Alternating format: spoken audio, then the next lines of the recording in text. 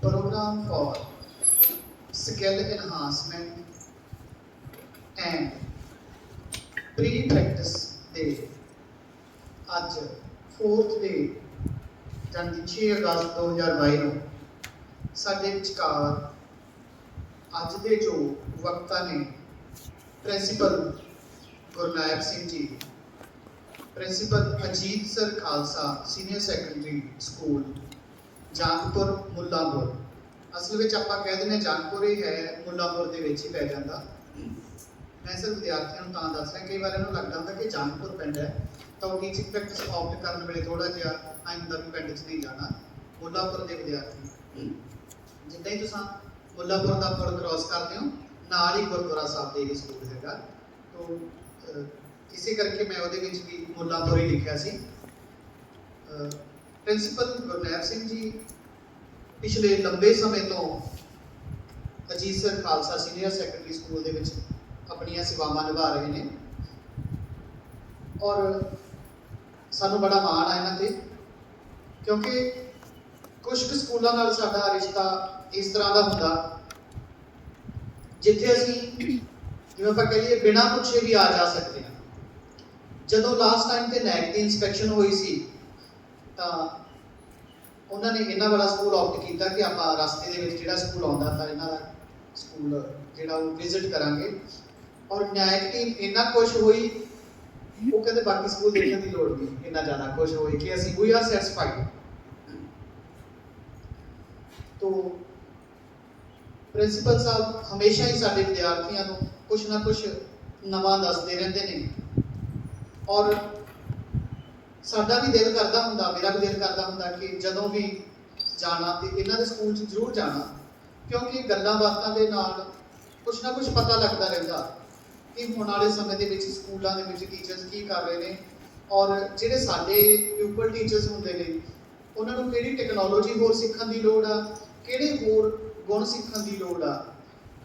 तो मैं रिक्वेस्ट की सर नूं कि सर टीचिंग प्रैक्टिस ते इंटर्नशिप ते जाण तो पहलां ही जे तुसीं विद्यार्थियों नूं ये सारियां गल्लां दसदे हो तां जो उत्थे जाके इन्हां नूं कोई मुसीबत दा सामना ना करना पवे और एक अच्छे टीचर के रूप दे विच उत्थे पेश होण। सो इन्हां ने साडा सद्दा कबूल किया। प्रिंसीपल गुरनैब सिंह जी तुहाडा इस कॉलेज के विहड़े च आउण ते जीव आया और मैं ज़्यादा टाइम नहीं लवांगा, मैं सर नूं कहांगा कि सर जो भी अपना विचार जो चाहते हैं वो तुहाडे नाल शेयर किए जाण। प्रिंसीपल गुरनैब सिंह जी।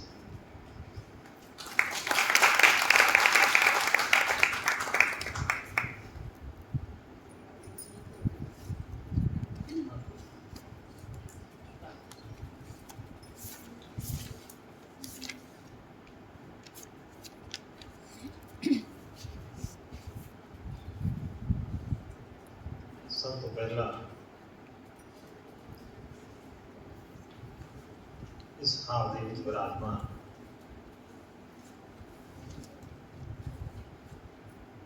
मैडम मनु चड्डा जी, प्रोफैसर यशपाल सिंह ते बहुत प्यारे बच्चे, अज का दिन मेरे लिए मैं समझदा कि सुभागा समा है कि बीएड कर रहे जोड़े स्टूडेंट आ उन्होंने कुछ गल्लां कुछ पल साझी करते हुए इन्हें उत्थे सद्या गया है। सब तो पहला मैं दसना चाहांगा कि काफ़ी लंबे अरसे तो लगभग 1997 तो जो हरनेक सिंह कैड़े प्रिंसिपल सन उदों तो इस कॉलेज के नाल मैं पहली बार जुड़िया। फिर कितने प्रिंसिपल बदले, हर प्रिंसिपल ने बहुत ही सत्कार ते प्यार की भावना के नाल मैनूं इत्थे सारे प्रिंसिपल बुलाते रहे हैं। बहुत सारे समागमां ते आउण का मौका मिले। जदों दे प्रोफैसर यशपाल सिंह आए इत्थे इन्होंने बराड़ साहब नाल गल्लां बातां करके फिर उदों तो साडा जिहड़ा इत्थे लैक्चर करना ਸੱਦਾ ਮਿਲਦਾ ਰਿਹਾ। ਹਰ ਸਾਲ ਆਉਂਦੇ ਹਾਂ, ਪਿਛਲੇ ਸਾਲ ਵੀ ਆਏ ਹਾਂ। ਕਰੋਨਾ ਦੇ ਦੌਰਾਨ ਵੀ ਬੱਚਿਆਂ ਨੂੰ ਬਹੁਤ ਸਾਰੀਆਂ ਗੱਲਾਂ ਦੱਸੀਆਂ। ਮਾੜਾ ਸਮਾਂ ਜਿਹੜਾ ਲੰਘ ਗਿਆ ਤੇ ਹੁਣ ਅੱਗੇ ਵੱਲ ਜਿਹੜਾ ਸਮਾਂ ਵੱਧਦਾ, ਕਿਉਂਕਿ ਸਮੇਂ ਦੀ ਵੀ ਰਫਤਾਰ ਬਹੁਤ ਤੇਜ਼ ਹੈ। ਸਮਾਂ ਨਹੀਂ ਰੁਕਦਾ। ਸਾਡੀ ਲਾਈਫ ਦੇ ਵਿੱਚ ਚੰਗਾ ਮਾੜਾ ਸਮਾਂ ਆਉਂਦਾ ਜਾਂਦਾ ਰਹਿੰਦਾ, ਖੁਸ਼ੀ ਤੇ ਗਮੀ ਨਾਲੋਂ ਨਾਲ ਚੱਲਦੀ ਹੈ। ਤਾਂ ਅੱਜ ਅਸੀਂ ਜਿਹੜੇ ਮਕਸਦ ਲਈ ਇਕੱਠੇ ਹੋਏ ਹਾਂ, ਉਸ ਮਕਸਦ ਨੂੰ ਪੂਰਾ ਕਰਨ ਤੋਂ ਪਹਿਲਾਂ ਬੱਚਿਆਂ ਨੂੰ ਆਪਣੇ ਨਾਲ ਜੋੜਨ ਦੀ ਗੱਲ ਕਰਾਂਗਾ। ਕੁਝ ਸ਼ਬਦਾਂ ਦੀ ਸਾਂਝ ਪਾਵਾਂਗਾ। ਸਭ ਤੋਂ ਪਹਿਲਾ ਸ਼ਬਦ ਹੈ ਸੁੰਦਰਤਾ। ਹਰ ਸੋਹਣੀ ਚੀਜ਼ ਹਰ ਵਿਅਕਤੀ ਨੂੰ ਸੋਹਣੀ ਲੱਗਦੀ ਹੈ। ਸੋਹਣੇ ਵਿਚਾਰ ਜਦੋਂ ਸਾਡੇ ਕਲਾਵੇ ਦੇ ਵਿੱਚ ਆ ਜਾਂਦੇ ਆ ਤਾਂ ਸਾਡਾ ਮਨ ਤੇ ਤਨ ਸੁੰਦਰ ਹੋ ਜਾਂਦਾ। ਜਿਸ ਤਰ੍ਹਾਂ ਸੂਰਜ ਦੀਆਂ ਕਿਰਨਾਂ ਪੂਰੀ ਦੁਨੀਆ ਦੇ ਵਿੱਚ ਪ੍ਰਕਾਸ਼ ਦਾ ਚਾਨਣ ਕਰਦੀਆਂ, ਇਸੇ ਤਰ੍ਹਾਂ ਸਾਡੇ ਮਨ ਦੇ ਵਿੱਚ ਚੰਗੇ ਵਿਚਾਰ ਜਿਹੜੇ ਆ, ਚੰਗੇ ਸ਼ਬਦਾਂ ਦੀ ਜਿਹੜੀ ਸਾਂਝ ਆ, ਉਹ ਸਾਡੇ ਮਨ ਨੂੰ ਤਾਜ਼ਗੀ ਬਖਸ਼ਦੀ ਹੈ ਤੇ ਗਿਆਨ ਦੇ ਸਮੁੰਦਰ ਵੱਲ ਲੈ ਕੇ ਜਾਂਦੀ ਹੈ। ਤੇ ਸਾਡੇ ਮਨ ਦੇ ਵਿੱਚ ਜੋ ਕੁਝ ਉਪਜਦਾ, ਮਿਲਸਦਾ, ਬਣਦਾ, ਉਸ ਦਾ ਵਿਕਾਸ ਸ਼ਬਦਾਂ ਦੇ ਰਾਹੀਂ ਹੁੰਦਾ। ਤੇ ਜਿੱਥੇ ਸੁੰਦਰਤਾ ਆ ਜਾਂਦੀ ਹੈ ਤਾਂ ਸੁੰਦਰਤਾ ਇੱਕ ਇਹੋ ਜਿਹੀ ਚੀਜ਼ ਆ ਜੋ ਹਰ ਪ੍ਰਾਣੀ ਨੂੰ ਚੰਗੀ ਲੱਗਦੀ। ਕੋਈ ਇਹੋ ਜਿਹਾ ਵਿਅਕਤੀ ਹੈ ਜਿਹਨੂੰ ਸੁੰਦਰਤਾ ਚੰਗੀ ਨਾ ਲੱਗਦੀ ਹੋਵੇ, ਉਹ ਹੱਥ ਖੜਾ ਕਰੇ। ਹਰ ਇੱਕ ਨੂੰ ਚੰਗੀ ਲੱਗਦੀ ਹੈ। ਸੁੰਦਰਤਾ ਦਾ ਪ੍ਰਕਾਸ਼ ਜਦੋਂ ਸਾਡੇ ਮਨ ਦੇ ਵਿੱਚ ਉਪਜੇ ਭਾਵਾਂ ਰਾਹੀਂ ਇੱਕ ਅਹਿਸਾਸ ਹੁੰਦਾ ਤਾਂ ਫਿਰ ਸਾਡੀ ਜ਼ਿੰਦਗੀ ਵਿਕਾਸ ਵੱਲ ਵੱਧਦੀ ਹੈ, ਅੱਗੇ ਵੱਲ ਵੱਧਦੀ ਹੈ, ਬੜੀ ਤੇਜ਼ੀ ਨਾਲ ਵੱਧਦੀ ਹੈ। ਦੂਜਾ ਸ਼ਬਦ ਹੈ ਆਨੰਦ। ਆਨੰਦ ਦੀ ਜਿਹੜੀ ਅਵਸਥਾ ਹੈ ਸਾਡੇ ਜੀਵਨ ਦੇ ਵਿੱਚ, ਮੈਂ ਗੱਲ ਕਰਾਂਗਾ ਆਧੁਨਿਕ ਜੀਵਨ ਦੀ। ਆਧੁਨਿਕ ਜੀਵਨ ਦੇ ਵਿੱਚ ਆਨੰਦ ਦੀ ਅਵਸਥਾ ਜਿਹੜੀ ਘਟਦੀ ਜਾ ਰਹੀ, ਕਾਹਲ ਵੱਧਦੀ ਜਾ ਰਹੀ ਹੈ। ਕਿਸੇ ਵਿਅਕਤੀ ਕੋਲ ਸਮਾਂ ਨਹੀਂ ਕਿਸੇ ਦੇ ਨਾਲ ਗੱਲ ਕਰਨ ਦਾ, ਕਿਸੇ ਦੇ ਨਾਲ ਦੁੱਖ ਸੁੱਖ ਫੋਲਣ ਦਾ, ਕਿਸੇ ਨਾਲ ਆਪਣੇ ਭਾਵ ਸਾਂਝੇ ਕਰਨ ਦਾ। ਸਾਰਾ ਕੁਝ ਨਵੀਂ ਟੈਕਨੋਲੋਜੀ ਨੇ ਆਪਣੇ ਕਲਾਵੇ ਦੇ ਵਿੱਚ ਲੈ ਲਿਆ। ਚਾਹੇ ਉਹ ਫੋਨ ਦੀ ਗੱਲ ਹੋਵੇ, ਚਾਹੇ ਉਹ ਮੀਡੀਆ ਦੀ ਗੱਲ ਹੋਵੇ, ਸਾਡੇ ਵਿਚਾਰਾਂ ਦੀ ਸਾਂਝ ਜਿਹੜੀ ਹੈ ਉਹ ਘਟਦੀ ਜਾ ਰਹੀ ਹੈ। ਤਾਂ ਆਨੰਦ ਕਿੱਥੇ ਉਪਜਦਾ ਹੈ, ਕਿਵੇਂ ਬਣਦਾ ਹੈ, ਆਨੰਦ ਦੀ ਅਵਸਥਾ ਦੇ ਵਿੱਚ ਕਿਵੇਂ ਰਹਿਣਾ ਹੈ, ਇਹ ਸਾਡੇ ਮਨ ਦੇ ਅਹਿਸਾਸ ਆ। ਜਿਹੜੇ ਲੋਕਾਂ ਦੀ ਸੁਸਾਇਟੀ ਦੇ ਵਿੱਚ ਅਸੀਂ ਰਹਿੰਦੇ ਹਾਂ, ਤਾਂ ਜੇ ਤਾਂ ਉਹ ਆਨੰਦ ਦੀ ਅਵਸਥਾ ਦੇ ਵਿੱਚ ਰਹਿੰਦੇ ਆ ਤਾਂ ਸਾਨੂੰ ਵੀ ਆਨੰਦ ਦਾ ਅਹਿਸਾਸ ਹੋਣ ਲੱਗ ਜਾਂਦਾ। ਤੇ ਜੇ ਅਸੀਂ ਮਾੜੀ ਸੁਸਾਇਟੀ ਦੇ ਵਿੱਚ ਰਹਿੰਦੇ ਹਾਂ ਤਾਂ ਫਿਰ ਉੱਥੇ ਆਨੰਦ ਨਾਂ ਦੀ ਕੋਈ ਚੀਜ਼ ਨਹੀਂ। ਅਗਲਾ ਸ਼ਬਦ ਹੈ ਖੁਸ਼ੀ। ਸੰਖੇਪ ਦੇ ਵਿੱਚ ਹੀ ਐਕਸਪਲੇਨ ਕਰਾਂਗਾ। 1 ਘੰਟੇ ਦਾ ਸਮਾਂ ਮਿਲਿਆ, 1 ਘੰਟੇ ਦੇ ਵਿੱਚ ਸਾਰੀਆਂ ਗੱਲਾਂ ਸਮੇਟਣ ਦੀ ਕੋਸ਼ਿਸ਼ ਕਰਾਂਗਾ। ਤੀਜਾ ਸ਼ਬਦ ਜਿਹੜਾ ਮੈਂ ਬੋਲਿਆ ਖੁਸ਼ੀ। ਖੁਸ਼ੀ ਕੀ ਹੈ? ਇਹ ਵੀ ਸਾਡੇ ਮਨ ਦੇ ਭਾਵ ਆ, ਸਾਡੇ ਮਨ ਦੇ ਸੰਵੇਗ ਆ, ਸਾਡੇ ਮਨ ਦੀਆਂ ਤਰੰਗਾਂ। ਹਰ ਬੰਦਾ ਖੁਸ਼ ਰਹਿਣਾ ਚਾਹੁੰਦਾ, ਪਰ ਜਦੋਂ ਮੈਂ ਦੇਖਦਾ ਕਿ ਜਵਾਨੀ ਦੀ ਉਮਰ ਦੇ ਵਿੱਚ ਮੁੰਡੇ ਕੁੜੀਆਂ, ਉਹਨਾਂ ਦੇ ਚਿਹਰੇ ਤੋਂ ਜਿਹੜੀ ਰੌਣਕ ਝਲਕਣੀ ਹੁੰਦੀ ਹੈ, ਜਿਹੜਾ ਖੁਸ਼ੀ ਦਾ ਅਹਿਸਾਸ ਮੈਂ ਦੇਖਣਾ ਚਾਹੁੰਦਾ ਹੈ ਜੇ ਟੀਚਰ ਬੱਚਿਆਂ ਦੇ ਮਨਾਂ ਤੋਂ, ਉਹ ਨਹੀਂ। ਉਹਨਾਂ ਦੇ ਘਰ ਦੀ ਹਾਲਤ, ਉਹਨਾਂ ਦੇ ਸਮਾਜ ਦੀ ਹਾਲਤ, ਜਿਹੜੇ ਹਾਲਾਤਾਂ ਦੇ ਵਿੱਚ ਉਹ ਰਹਿ ਰਹੇ ਆ, ਇਹ ਸਾਰੇ ਫੈਕਟਰ ਉਸਦੇ ਮਨ ਦੇ ਉੱਤੇ ਸਿੱਧੇ ਤੇ ਅਸਿੱਧੇ ਰੂਪ ਦੇ ਵਿੱਚ ਪ੍ਰਭਾਵ ਪਾਉਂਦੇ। ਖੁਸ਼ੀ ਜੇ ਮੁੱਲ ਮਿਲਦੀ ਹੁੰਦੀ ਤਾਂ ਅਮੀਰ ਲੋਕਾਂ ਨੇ ਲੈ ਜਾਣੀ ਸੀ, ਦੁਕਾਨਾਂ ਤੋਂ ਮਿਲਦੀ ਹੁੰਦੀ। ਇਹ ਸਾਡੀ ਫੀਲਿੰਗ ਹੈ, ਇੱਕ ਸਾਡਾ ਅਹਿਸਾਸ ਹੈ। ਉਹਨੂੰ ਅਸੀਂ ਕਿਵੇਂ ਆਪਣੀ ਜ਼ਿੰਦਗੀ ਦੇ ਵਿੱਚ ਲਿਆ ਕੇ ਆਪਣੇ ਸੋਹਣੇ ਸਮੇਂ ਦੇ ਨਾਲ, ਆਪਣੇ ਢੰਗ ਦੇ ਨਾਲ ਆਪਣੀ ਜ਼ਿੰਦਗੀ ਨੂੰ ਜਿਉਣਾ ਹੈ। ਲੋਕਾਂ ਨਾਲ ਵਾਹ ਪੈਂਦਿਆਂ ਲੰਬਾ ਸਮਾਂ ਹੋਇਆ, ਬਹੁਤ ਸਾਰੇ ਬੀਐਡ ਕਾਲਜਾਂ ਦੇ ਵਿੱਚ ਜਾਣ ਦਾ ਮੌਕਾ ਮਿਲਦਾ। ਲਗਭਗ ਮੋਗਾ ਜ਼ਿਲ੍ਹੇ ਦੇ ਤੇ ਲੁਧਿਆਣਾ ਜ਼ਿਲ੍ਹੇ ਦੇ ਕਾਲਜਾਂ ਦੇ ਵਿੱਚ ਅਕਸਰ ਮੈਂ ਜਾਂਦਾ ਰਹਿੰਦਾ। ਤਾਂ ਬਹੁਤ ਸਾਰੀਆਂ ਗੱਲਾਂ ਬੱਚੇ ਸਵਾਲ ਪੁੱਛਦੇ ਆ, ਤੁਸੀਂ ਵੀ ਪੁੱਛਣੇ ਆ। ਕੋਈ ਵੀ ਸਵਾਲ ਇਸ ਵਿਸ਼ੇ ਨਾਲ ਰਿਲੇਟਡ ਤੁਹਾਡੇ ਮਨ ਦੇ ਵਿੱਚ ਆਉਂਦਾ ਤਾਂ ਨੋਟ ਕਰ ਲਿਓ। ਤੋਂ ਬਾਅਦ ਦੇ ਵਿੱਚ ਆਪਾਂ ਥੋੜਾ ਸਮਾਂ ਡਿਸਕਸ਼ਨ ਦੇ ਲਈ ਰੱਖਾਂਗੇ, ਉਹਦੇ ਵਿੱਚ ਤੁਹਾਡੇ ਸਵਾਲਾਂ ਦੇ ਜਵਾਬ ਵੀ ਦਿੱਤੇ ਜਾਣਗੇ। ਤਾਂ ਖੁਸ਼ੀ ਦੀ ਗੱਲ ਕਰ ਰਹੇ ਸੀ। ਖੁਸ਼ੀ ਜਿਹੜੀ ਹੈ ਇਹ ਮੁੱਲ ਨਹੀਂ ਮਿਲਦੀ, ਇੱਕ ਅਹਿਸਾਸ ਹੈ। ਜਿਹੜੇ ਅਸੀਂ ਕੰਮ ਅਗਰ ਕਰਦੇ ਹਾਂ ਉਹਦੇ ਵਿੱਚੋਂ ਖੁਸ਼ੀ ਲੱਭੀ ਜਾ ਸਕਦੀ। ਜੇ ਅਸੀਂ ਸੱਚੇ ਮਨ ਦੇ ਨਾਲ, ਸੱਚੇ ਦਿਲ ਦੇ ਨਾਲ, ਪੂਰੀ ਮਿਹਨਤ ਦੇ ਨਾਲ ਕੰਮ ਕਰਦੇ ਹਾਂ ਤਾਂ ਫਿਰ ਉਹਦੇ ਵਿੱਚੋਂ ਸਾਨੂੰ ਖੁਸ਼ੀ ਦਾ ਅਨੁਭਵ ਹੁੰਦਾ। ਅਗਲਾ ਹੈ ਅਭਿਆਸ। ਚੌਥਾ ਸ਼ਬਦ ਮੈਂ ਬੋਲ ਰਿਹਾ ਅਭਿਆਸ। ਸਿਰਫ 5 ਸ਼ਬਦਾਂ ਦੀ ਵਿਆਖਿਆ ਕਰਾਂਗਾ ਸੰਖੇਪ ਦੇ ਵਿੱਚ। ਅਭਿਆਸ ਕੀ ਆ? ਕਿਉਂਕਿ ਸਾਰੇ ਕੰਮ ਸਾਨੂੰ ਨਹੀਂ ਆਉਂਦੇ ਹੁੰਦੇ। ਮੰਨ ਲਓ ਮੈਨੂੰ ਕੋਈ ਕੰਮ ਨਹੀਂ ਆਉਂਦਾ ਤਾਂ ਉਹਦੇ ਲਈ ਮੈਨੂੰ ਕੀ ਕਰਨਾ ਪਵੇਗਾ? ਉਹਦੇ ਲਈ ਅਭਿਆਸ ਸ਼ਬਦ। ਜੇ ਮੇਰੀ ਇੰਗਲਿਸ਼ ਮਾੜੀ ਆ, ਇੰਗਲਿਸ਼ ਦੇ ਵਿੱਚ ਬਹੁਤ ਗਲਤੀਆਂ ਹੁੰਦੀਆਂ ਵਿਸ਼ੇ ਦੇ ਵਿੱਚ, ਤਾਂ ਮੈਂ ਹਰ 2-3 ਪੇਜ ਇੰਗਲਿਸ਼ ਦੇ ਲਿਖਣ ਲੱਗ ਜਾਵਾਂ ਤਾਂ ਉਹਦੇ ਵਿੱਚ ਹੀ ਮੈਨੂੰ ਮਹਾਰਤ ਆ ਜਾਊਗੀ। ਆਪਣੇ ਆਪ ਮੇਰੀਆਂ ਗਲਤੀਆਂ ਜਿਹੜੀਆਂ ਸੁਧਾਰਨ ਦਾ ਮੌਕਾ ਮਿਲ ਜਾਵੇ। ਇਸੇ ਤਰ੍ਹਾਂ ਕੋਈ ਖੇਡ ਦੇ ਵਿੱਚ ਹੈ, ਸ਼ੁਰੂਆਤ ਦੇ ਵਿੱਚ ਸਾਰੇ ਇੱਕੋ ਜਿਹੇ ਹੁੰਦੇ ਆ। ਹੁਣ ਜਦੋਂ ਤੁਸੀਂ ਟੀਚਰ ਲੱਗਣਾ ਸਾਰੇ ਕੁੱਡੀ ਕੀ ਦੇ ਫਰਕ ਵਾਲੇ, ਨੰਬਰ ਵੱਧ ਘੱਟ ਹੋ ਸਕਦੇ ਆ। ਪਰ ਜਦੋਂ ਟੀਚਰ ਬਣ ਗਏ ਤਾਂ ਫਿਰ ਕਿਸੇ ਨੇ ਨਹੀਂ ਪੁੱਛਣਾ ਵੀ ਗੁਰਨੈਬ ਸਿੰਘ ਤੇਰੇ ਨੰਬਰ ਕਿੰਨੇ ਆਉਂਦੇ ਸੀ ਕਲਾਸਾਂ ਦੇ ਵਿੱਚ। ਫਿਰ ਉਹਨਾਂ ਨੇ ਦੇਖਣਾ, ਲੋਕਾਂ ਨੇ, ਸੁਸਾਇਟੀ ਨੇ ਦੇਖਣਾ, ਬੱਚਿਆਂ ਨੇ ਦੇਖਣਾ, ਰੋਜ਼ ਨਾਲ ਦੇ ਟੀਚਰਾਂ ਨੇ ਦੇਖਣਾ ਕਿ ਇਹ ਟੀਚਰ ਕਿੰਨੀ ਮਿਹਨਤ ਕਰ ਰਿਹਾ। ਇਹਦੇ ਪੜ੍ਹਾਏ ਹੋਏ ਵਿਦਿਆਰਥੀ ਕਿੱਥੇ ਤੱਕ ਜਾ ਰਹੇ ਆ। ਹਰ ਕੰਮ ਦੇ ਵਿੱਚ ਅਭਿਆਸ ਜ਼ਰੂਰੀ ਆ। ਜਿਹੜੇ ਵੀ ਕੰਮ ਦੇ ਵਿੱਚ ਅਸੀਂ ਮੰਜ਼ਿਲ ਵੱਲ ਨੂੰ ਵਧਣਾ ਹੈ,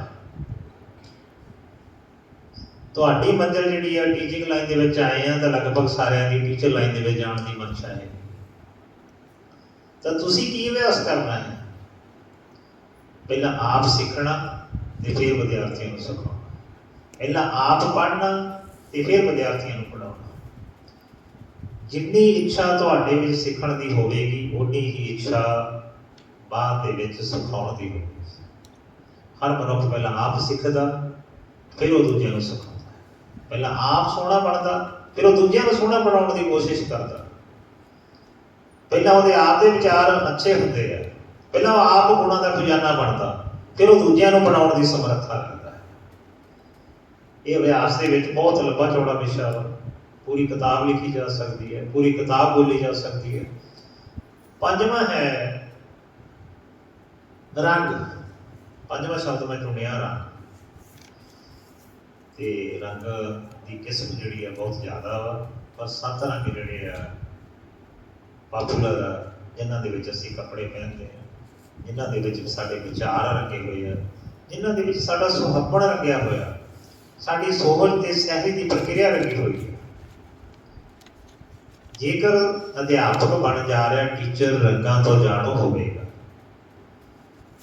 ਹੁਣ ਸਕੂਲਾਂ ਦੇ ਵਿੱਚ ਉਦਾਹਰਨ ਦੇਵਾਂਗਾ ਕਿ ਬੱਚਿਆਂ ਦੇ ਇੱਕੋ ਰੰਗ ਦੀ ਡਰੈਸ ਕਾਹਤੋਂ ਪਾਈ ਜਾਂਦੀ ਹੈ। ਸਕੂਲ ਦੇ ਵਿੱਚ ਲੜਕਿਆਂ ਦੀ ਇੱਕ ਡਰੈਸ ਹੁੰਦੀ ਹੈ, ਇੱਕ ਲੜਕੀਆਂ ਦੀ ਹੁੰਦੀ ਹੈ। ਉਹ ਕੀ ਆ? ਏਕੇ ਦਾ ਭਾਵ ਵੀ ਕੋਈ ਬੱਚਾ ਗਰੀਬ ਨਹੀਂ, ਕੋਈ ਬੱਚਾ ਅਮੀਰ ਨਹੀਂ, ਸਾਰੇ ਬੱਚੇ ਪੜ੍ਹਨ ਆਉਂਦੇ ਆ। ਸਾਰਿਆਂ ਦੇ ਵਿੱਚ ਸਮਾਨਤਾ ਦਾ ਪ੍ਰਤੀਕ ਆ। ਜਿੱਥੇ ਸਮਾਨਤਾ ਦਾ ਪ੍ਰਤੀਕ ਆ ਉੱਥੇ ਸਾਰੇ ਆਪਣੇ ਆਪ ਨੂੰ ਚੰਗਾ ਸਮਝਦੇ। ਤਾਂ ਤੁਸੀਂ ਬੀਐਡ ਕਾਲਜ ਦੇ ਸਾਰੇ ਵਿਦਿਆਰਥੀ, ਇੱਕ ਤੁਹਾਡੇ ਵਿੱਚ ਸਮਾਨਤਾ ਦਾ ਗੁਣ ਹੈ। ਇੱਕੋ ਅਧਿਆਪਕਾਂ ਨੇ ਸਾਰਾ ਸਾਲ ਤੁਹਾਨੂੰ ਪੜ੍ਹਾਇਆ, ਪਰ ਫਿਰ ਵੀ ਨੰਬਰ ਸਾਰਿਆਂ ਦੇ ਵੱਧ ਘੱਟ। ਕੀ ਕਾਰਨ? ਸੋਚਿਆ ਕਦੇ ਵੀ ਮੇਰੇ ਨੰਬਰ ਦੂਜੇ ਤੋਂ ਘੱਟ ਕਿਉਂ ਆਉਂਦੇ ਆ? ਮੈਂ ਪਹਿਲੇ ਦਿਨਾਂ 'ਚ ਕਾਹਤੋਂ ਨਹੀਂ ਆ ਸਕਿਆ? ਕੀ ਕਾਰਨ? ਜਦੋਂ ਅਸੀਂ ਇਸ ਗੱਲ ਦਾ ਲੇਖਾ ਜੋਖਾ ਕਰਾਂਗੇ ਤਾਂ ਸਾਨੂੰ ਅਨੁਭਵ ਹੋਵੇਗਾ ਕਿ ਮੈਂ ਪੂਰਾ ਧਿਆਨ ਨਹੀਂ ਦਿੱਤਾ, ਮੈਂ ਪੂਰੀ ਮਿਹਨਤ ਨਹੀਂ ਕੀਤੀ, ਤਾਂ ਹੀ ਕਮੀ ਰਹੇਗੀ। ਹੁਣ CBSE ਦੇ ਇਮਤਿਹਾਨ ਦਾ ਰਿਜ਼ਲਟ ਜਿਹੜਾ ਆਇਆ ਹੈ, ਯੂਪੀ ਦੀਆਂ 2 ਲੜਕੀਆਂ ਜਿਨ੍ਹਾਂ ਨੇ 500 ਦੇ ਵਿੱਚੋਂ 500 ਅੰਕ ਹਾਸਲ ਕੀਤੇ ਹੈਗੇ। ਇਹਦਾ ਮਤਲਬ ਚਾਹੇ ਅਸੀਂ 1 ਨੰਬਰ ਤੇ, ਚਾਹੇ ਅੱਧੇ ਨੰਬਰ ਤੇ, ਚਾਹੇ ਕੁਝ ਪੁਆਇੰਟਾਂ ਦੇ ਪਿੱਛੇ ਰਹਿ ਗਏ ਹਾਂ, ਪਰ ਕਿਤੇ ਸਾਡੀ ਮਿਹਨਤ ਦੇ ਵਿੱਚ ਕਮੀ ਰਹਿ ਗਈ, ਕਿਉਂਕਿ ਸਫਲਤਾ ਜਿਹੜੀ ਹੈ ਬਹੁਤ ਅੱਗੇ ਵੱਲ ਵੱਧਦੀ ਹੈ, ਮਿਹਨਤ ਦੇ ਨਾਲ ਵੱਧਦੀ ਹੈ। ਹਰ ਮਨੁੱਖ ਹਰ ਕੰਮ ਨੂੰ ਕਰਨ ਦੇ ਯੋਗ ਆ ਜਦੋਂ ਮਿਹਨਤ ਕਰਦਾ, ਅਭਿਆਸ ਕਰਦਾ, ਲਗਨ ਦੇ ਨਾਲ ਪੜ੍ਹਦਾ, ਦ੍ਰਿੜਤਾ ਦੇ ਨਾਲ ਕੰਮ ਕਰਦਾ, ਪੂਰੇ ਇਕਾਗਰ ਮਨ ਦੇ ਨਾਲ ਧਿਆਨ ਦਿੰਦਾ। ਗੱਲ ਸਾਰੀ ਧਿਆਨ ਦੀ ਹੈ। ਤੁਸੀਂ ਕਿੰਨੇ ਧਿਆਨ ਨਾਲ ਇਹ ਗੱਲਾਂ ਸੁਣਦੇ ਆ, ਪ੍ਰੋਫੈਸਰਾਂ ਦੇ ਲੈਕਚਰ ਕਿੰਨੇ ਧਿਆਨ ਨਾਲ ਸੁਣਦੇ ਆ। ਰੰਗਾਂ ਦੇ ਮਹੱਤਵ ਦਾ ਕੀ ਮਤਲਬ ਆ? ਅੱਜ ਅਸੀਂ ਹੋਰ ਰੰਗ ਦੇ ਕੱਪੜੇ ਪਾਏ ਆ, ਦੂਸਰੇ ਦਿਨ ਅਸੀਂ ਹੋਰ ਰੰਗ ਦੇ ਪਾਉਂਦੇ ਹਾਂ, ਤੀਸਰੇ ਦਿਨ ਅਸੀਂ ਹੋਰ ਰੰਗ ਦੇ ਪਾਉਂਦੇ ਹਾਂ। ਇਸੇ ਤਰ੍ਹਾਂ ਹਰ ਜੁੱਤੀ ਅਸੀਂ ਅਲੱਗ-ਅਲੱਗ ਤਰ੍ਹਾਂ ਦੀ ਲੈਂਦੇ ਹਾਂ। ਮੁੰਡੇ ਅਲੱਗ-ਅਲੱਗ ਤਰ੍ਹਾਂ ਦੀਆਂ ਪੱਗਾਂ ਬੰਨ੍ਹਦੇ ਆ, ਅਲੱਗ-ਅਲੱਗ ਤਰ੍ਹਾਂ ਦੇ ਜਿਹੜੇ ਅਸੀਂ ਕੱਪੜੇ ਆਪਣੇ ਆਪ ਨੂੰ ਸਜਾਉਣ ਦੇ ਲਈ ਪਾਉਂਦੇ ਹਾਂ। ਇਹ ਰੰਗਾਂ ਦਾ ਜ਼ਿੰਦਗੀ ਦੇ ਵਿੱਚ ਬਹੁਤ ਵੱਡਾ ਮਹੱਤਵ ਹੈ। ਰੰਗਾਂ ਨੂੰ ਪਹਿਲਾਂ ਆਪ ਸਮਝਣਾ, ਫਿਰ ਆਪਣੇ ਜਿਹੜੇ ਵਿਦਿਆਰਥੀਆਂ ਨੂੰ ਤੁਸੀਂ ਪੜ੍ਹਾਉਣਾ, ਸਕੂਲਾਂ ਦੇ ਵਿੱਚ ਜਾਣਾ, ਉਹਨਾਂ ਨੂੰ ਸਮਝਾਉਣਾ। ਹੁਣ ਮੈਂ ਆਵਾਂਗਾ ਜਿਹੜਾ ਮੇਨ ਵਿਸ਼ਾ ਟੀਚਰ ਦੇ ਗੁਣਾਂ ਦੀ ਗੱਲ ਕਰਾਂਗਾ, ਕੁਛ ਪੜ੍ਹਾਈ ਦੀਆਂ ਯੋਗਤਾ ਦੀ ਗੱਲ ਕਰਾਂਗਾ। ਤੁਸੀਂ ਸਾਰਿਆਂ ਨੇ ਸਕੂਲਾਂ ਦੇ ਵਿੱਚ ਜਾਣਾ ਹੈ ਤੇ ਸਭ ਤੋਂ ਪਹਿਲਾਂ ਵੀ ਤੁਸੀਂ ਟੀਚਰ ਬਣ ਜਾ ਰਹੇ ਹੋ, ਮੈਂ ਤੁਹਾਨੂੰ ਟੀਚਰ ਹੋਣ ਦੇ ਨਾਤੇ ਵਧਾਈ ਦਿੰਦਾ ਹਾਂ ਕਿ ਪਰਮਾਤਮਾ ਕਰੇ ਤੁਸੀਂ ਬਹੁਤ ਅੱਛੇ ਟੀਚਰ ਬਣੋ। ਤੇ ਮੈਂ ਇਹ ਸੋਚਦਾ ਵੀ ਜਦੋਂ ਮੈਂ ਰਿਟਾਇਰ ਹੋਣਾ ਵੀ ਇੱਕ ਅੱਧਾ ਗੁਣ ਮੇਰੇ ਵਿੱਚ ਵੀ ਅੱਛੇ ਟੀਚਰ ਵਾਲਾ ਹੋਵੇ, ਕੋਈ ਕਹਿ ਸਕੇ ਵੀ ਗੁਰਨੈਬ ਸਿੰਘ ਨੇ ਪੜ੍ਹਾਇਆ ਵੀ ਅੱਛਾ ਟੀਚਰ। ਉਦੋਂ ਤੱਕ ਮੈਂ ਕੋਸ਼ਿਸ਼ ਕਰ ਰਿਹਾ, ਮਿਹਨਤ ਕਰ ਰਿਹਾ, ਉਸ ਲਗਨ ਦੇ ਨਾਲ ਕੰਮ ਕਰ ਰਿਹਾ ਤਾਂ ਕਿ ਮੇਰੇ ਵਿੱਚ ਵੀ ਇੱਕ ਚੰਗੇ ਅਧਿਆਪਕ ਵਾਲਾ ਹੋਣਾ। ਕਿਉਂਕਿ ਚੰਗੇ ਅਧਿਆਪਕ ਹੋਣਾ ਬਹੁਤ ਔਖਾ। ਅਧਿਆਪਕ ਹੋਣਾ ਸੌਖਾ ਕੰਮ, ਸਾਰਿਆਂ ਨੇ ਤੁਸੀਂ ਅਧਿਆਪਕ ਬਣ ਜਾਣਾ, B.Ed ਦੀ ਡਿਗਰੀ ਮਿਲ ਗਈ, ਸਾਰੇ ਅਧਿਆਪਕ ਲੱਗਣ ਦੇ ਯੋਗ ਹੋ ਜਾਓ। ਪਰ ਇੱਕ ਚੰਗਾ ਅਧਿਆਪਕ ਬਣਨਾ, ਉਹਨੇ ਕਿਵੇਂ ਬੱਚਿਆਂ ਦੇ ਵਿੱਚ ਵਿਚਰਨਾ, ਕਿਵੇਂ ਉਹਨਾਂ ਦੇ ਨਾਲ ਰਲ ਕੇ ਕੰਮ ਕਰਨਾ, ਕਿਵੇਂ ਉਹਨਾਂ ਨੂੰ ਸਿਖਾਉਣਾ, ਕਿਵੇਂ ਉਹਨਾਂ ਤੋਂ ਸਿੱਖਣਾ, ਉਸ ਤਰ੍ਹਾਂ ਦੀਆਂ ਬਹੁਤ ਸਾਰੀਆਂ ਯੋਗਤਾ ਤੁਹਾਡੇ ਨਾਲ ਸਾਂਝੀਆਂ ਕਰਾਂਗਾ। ਇੱਕ ਤੁਹਾਨੂੰ ਲੈਕਚਰ ਜਿਹੜਾ ਸਾਰਿਆਂ ਨੂੰ ਇਹ ਤਾਂ ਦੱਸਾਂ, ਇਹ ਅੱਜ ਤੋਂ 5 ਸਾਲ ਪਹਿਲਾਂ ਮਾਤਾ ਗੁਜਰੀ ਕਾਲਜ ਫਤਿਹਗੜ੍ਹ ਸਾਹਿਬ ਮੇਰਾ ਲੈਕਚਰ ਸੀ। 20 ਟੀਚਰ ਨੂੰ ਐਡਰੈਸ ਕਰਨਾ ਸੀ। ਉੱਥੇ 300 ਟੀਚਰ ਆਇਆ ਹੋਇਆ ਸੀ, ਜਿਹੜੇ ਕਿ ਵੱਖ-ਵੱਖ ਸਕੂਲਾਂ ਦੇ ਵਿੱਚ ਮਾਲਵੇ ਦੇ ਵਿੱਚ 20 ਟੀਚਰ ਪੜ੍ਹਾਉਂਦੇ। ਇਹ 300 ਟੀਚਰਾਂ ਦੇ ਸਕੂਲਾਂ ਦੇ ਵਿੱਚ ਇਹ ਚਾਹੇ ਉਹਨਾਂ ਦੇ ਹਾਜ਼ਰੀ ਲਿਸਟ ਦੇ ਵਿੱਚ, ਚਾਹੇ ਨੋਟਸ ਬੋਰਡ 'ਤੇ ਲੱਗਿਆ ਹੋਇਆ, ਤੇ ਇਹੀ ਜਿਹੜਾ ਪੇਜ ਮਾਝੇ ਦੇ ਵਿੱਚ 20 ਟੀਚਰਾਂ ਦਾ ਅੰਮ੍ਰਿਤਸਰ ਸੀ, 300 ਸਕੂਲਾਂ ਦੇ ਵਿੱਚ ਉੱਥੇ ਪਹੁੰਚਿਆ ਹੈਗਾ। ਤਾਂ ਅੱਜ ਮੈਨੂੰ ਯਾਦ ਆਇਆ ਕਿ ਮੈਂ ਸੁਧਾਰ ਕਾਲਜ ਜਾਣਾ ਤੇ ਜਿੰਨੇ ਕੁ ਬੱਚੇ ਆਏ ਹੋਣਗੇ 40 ਹੋਣਗੇ ਲਗਭਗ, ਤੇ ਤੁਸੀਂ ਹੁਣ 40 ਸਕੂਲਾਂ ਦੇ ਵਿੱਚ ਇਹ ਜਿੱਥੇ ਜਿੱਥੇ ਜਾਓਗੇ ਪੇਜ ਨਾਲ ਲੈ ਕੇ ਜਾਣਾ। ਟੀਚਰ ਦੇ ਗੁਣ ਤਾਂ 100 ਤੋਂ ਵੀ ਉੱਪਰ ਆ, ਪਰ ਮੈਂ 21 ਗੁਣ ਜਿਹੜੇ ਹਾਰਡ ਗੁਣ ਆ, ਸਖਤ ਗੁਣ ਜਿਹੜੇ ਹੈਗੇ ਆ, ਉਹ ਇਹਦੇ ਵਿੱਚ ਲਿਖਣ ਦੀ ਕੋਸ਼ਿਸ਼ ਕੀਤੀ ਆ। ਤੇ ਜਿਹਦੇ ਵਿੱਚ 21 ਗੁਣ ਹੋਣਗੇ ਕਿ ਉਹਨੂੰ ਉਸ ਅਧਿਆਪਕ ਨੂੰ ਖੁਸ਼ਬੂ ਦਾ ਗੁਣਾਂ ਦਾ ਗੁਲਦਸਤਾ ਕਿਹਾ ਜਾ ਸਕਦਾ ਹੈ। ਤੁਸੀਂ ਮਿਹਨਤ ਕਰਨੀ ਹੈ ਕਿ ਤੁਹਾਡੇ ਵਿੱਚ ਵੀ ਉਸ ਤਰ੍ਹਾਂ ਦੇ ਗੁਣ ਆ ਸਕਣ। ਹੁਣ ਕੁਝ 5 ਗੁਣਾਂ ਦੀ ਮੈਂ ਗੱਲ ਇੱਥੇ ਕਰਾਂਗਾ, ਕਿਉਂਕਿ ਸਮੇਂ ਦੀ ਨਿਜਾਤ ਨੂੰ ਦੇਖਦਾ ਹੋਇਆ ਬਰੀਕ ਦੇ ਵਿੱਚ ਚੱਲਾਂਗਾ। ਪਹਿਲਾ ਗੁਣ ਜਿਹੜਾ ਹੈ, ਜਦੋਂ ਅਸੀਂ ਅਧਿਆਪਕ ਬਣ ਜਾਂਦੇ ਹਾਂ, ਵੈਸੇ ਤਾਂ ਹਰ ਇਨਸਾਨ ਦੇ ਵਿੱਚ ਹੋਣਾ ਚਾਹੀਦਾ, ਪਰ ਨਹੀਂ ਹੋ ਰਿਹਾ। ਸੁਸਾਇਟੀ ਦੇ ਵਿੱਚ ਵਿਚਰਦੇ ਬਹੁਤ ਸਾਰੀਆਂ ਗਲਤੀਆਂ ਬੰਦੇ ਕੋਲ ਹੋ ਜਾਂਦੀਆਂ।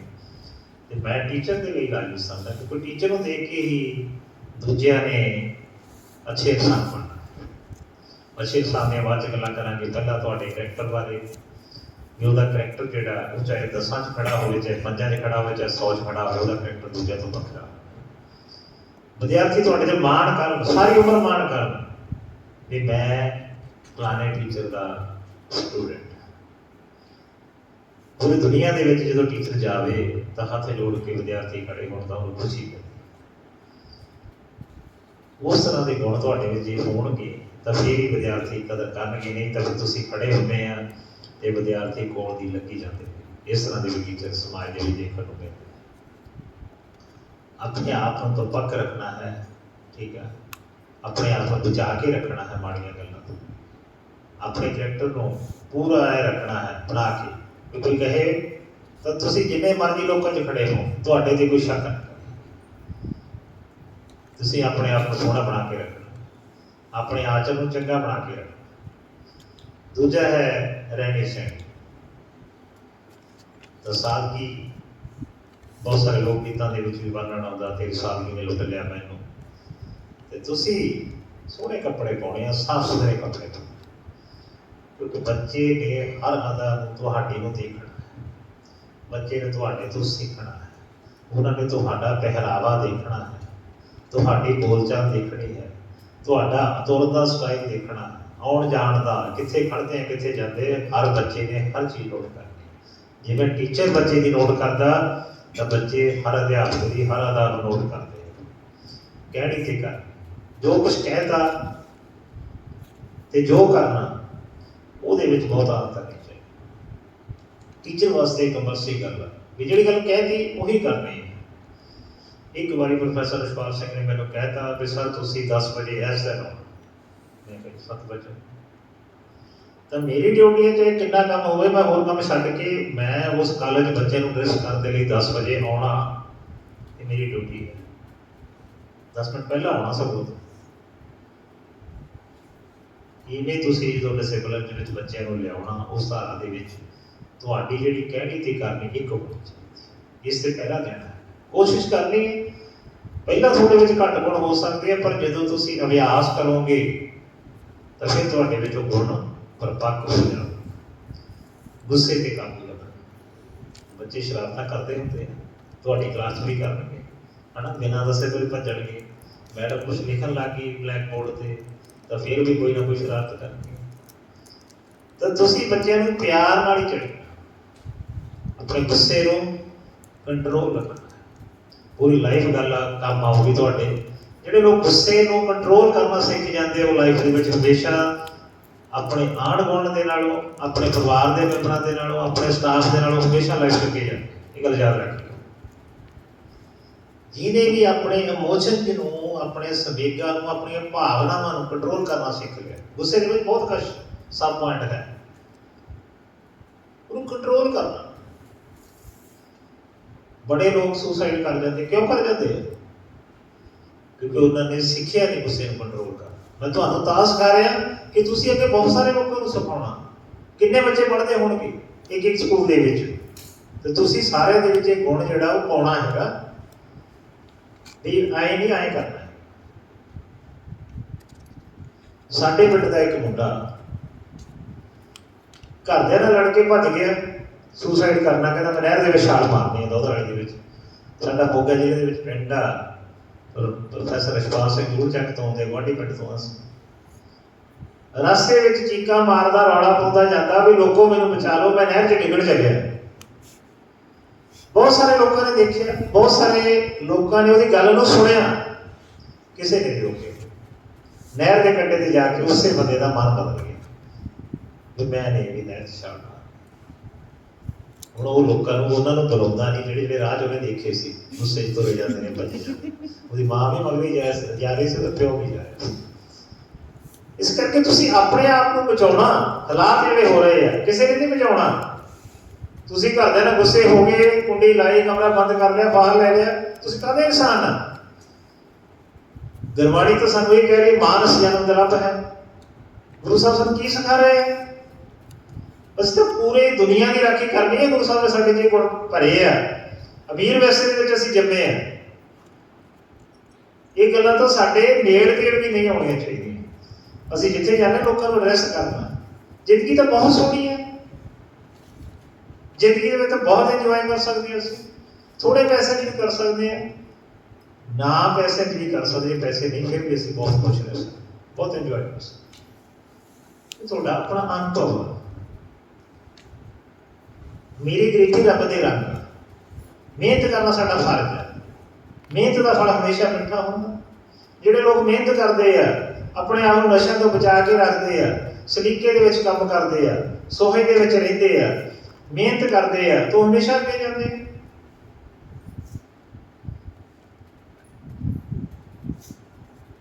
ਅਗਲਾ ਹੈ ਬਲਵਰਤਨ। ਬਲਵਰਤਨ ਸ਼ਬਦ ਜਿਹੜਾ ਹੈ, ਜਿਹੜੀ ਯੋਗਤਾ, ਇਹ ਹਰ ਜਗ੍ਹਾ ਕੰਮ ਆਉਂਦੀ ਹੈ। ਕਿਉਂਕਿ ਤੁਸੀਂ ਦੂਜੇ ਟੀਚਰਾਂ ਦੇ ਨਾਲ ਵੀ ਮਿਲਵਰਤਨ ਰੱਖਣਾ, ਕਲਾਸ 4 ਦੇ ਨਾਲ ਵੀ ਮਿਲਵਰਤਨ ਰੱਖਣਾ, ਸਾਰਿਆਂ ਨਾਲ ਮਿਲ ਕੇ ਚੱਲਣਾ, ਟੀਮ ਵਰਕ। ਜਿੱਥੇ ਅਸੀਂ ਪੜ੍ਹਾਉਂਦੇ ਹਾਂ ਤਾਂ ਕੋਈ ਬੰਦਾ ਤੁਹਾਡੇ ਬਾਰੇ ਨਾ ਪੁੱਛ ਕਰੇ, ਅਗਰ ਕੋਈ ਵੈਰੀਫਾਈ ਵੀ ਕਰੇ, ਪੁੱਛੇ ਕਿ ਯਾਰ ਉਹ ਫਲਾਨੀ ਮੈਡਮ, ਉਹਨਾਂ ਦਾ ਜੀ ਕੀ ਕਹਿਣਾ, ਉਹ ਤਾਂ ਸਭ ਤੋਂ ਬੈਸਟ। ਇੱਕ ਹੋਣ ਦੇ ਲਈ ਸਾਨੂੰ ਮਿਹਨਤ ਕਰਨੀ ਪੈਣੀ ਹੈ, ਇੱਕ ਹੋਣ ਦੇ ਲਈ ਸਾਨੂੰ ਚੰਗੇ ਗੁਣ ਧਾਰਨ ਕਰਨੇ ਪੈਣੇ, ਫਿਰ ਸਾਡੇ ਜਿਹੜੇ ਬੱਚੇ ਹੋਣਗੇ ਉਹ ਵਧੀਆ ਹੋਣਗੇ, ਸਾਡੇ ਜਿਹੜੇ ਸਟੂਡੈਂਟ ਹੋਣਗੇ ਉਹ ਵਧੀਆ ਹੋਣਗੇ। ਇੱਕ ਗੁਣ ਸੁਹਜ, ਸਹਿਜ ਤੇ ਸੁੰਦਰਤਾ, ਤਿੰਨੇ ਗੱਲਾਂ ਮਿਲਗੋਭਾ। ਪਹਿਲੀ ਗੱਲ ਸੁਹਜ ਦੀ ਕੀਤੀ ਹੈ, ਸਲੀਕੇ ਦੀ ਗੱਲ ਕੀਤੀ ਹੈ।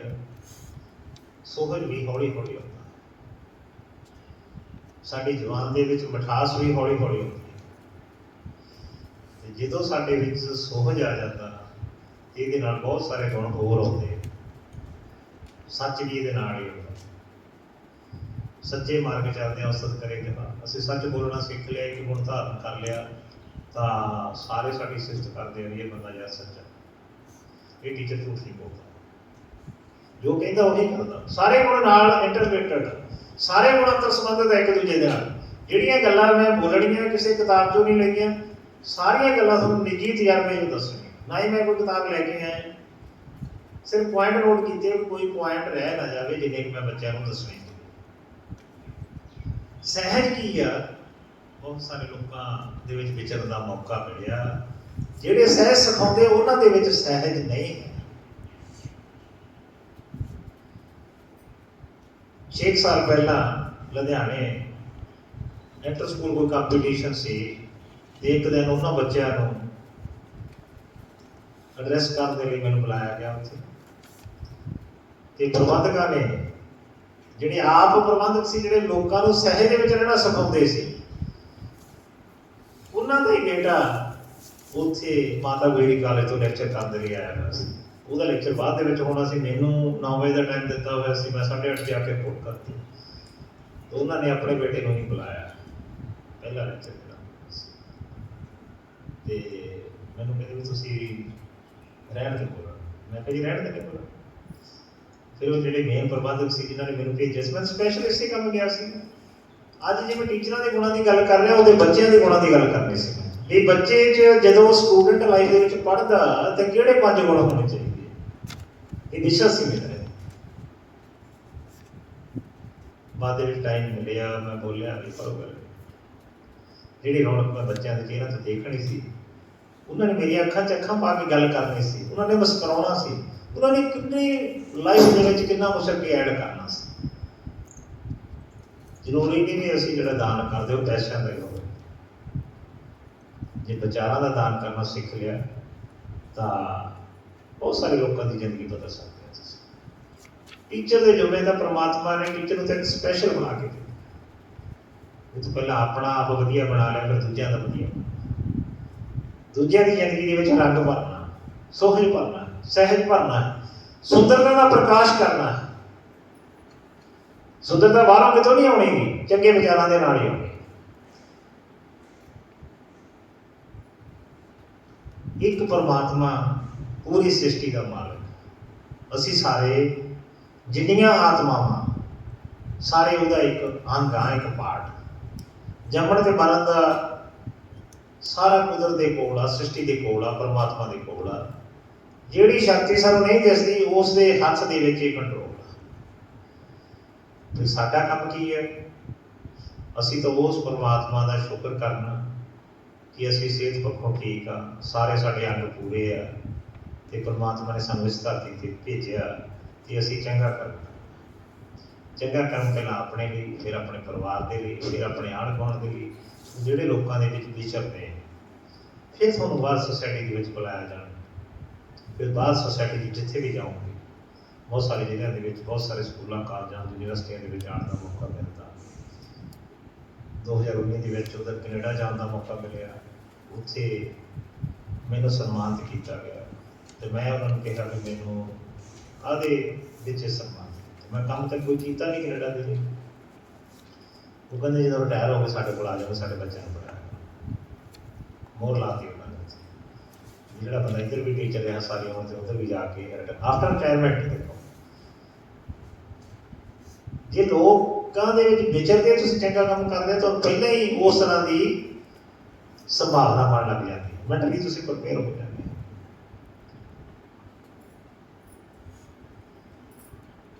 ਸੁੰਦਰਤਾ ਦਾ ਮੁਜੱਸਮਾ ਬਣਨਾ, ਮੁਜੱਸਮਾ ਉਹਨੂੰ ਕਹਿੰਦੇ ਜਿਹਦੇ ਵਿੱਚ ਬਹੁਤ ਸਾਰੇ ਗੁਣਾਂ ਦਾ ਗੁਲਦਸਤਾ।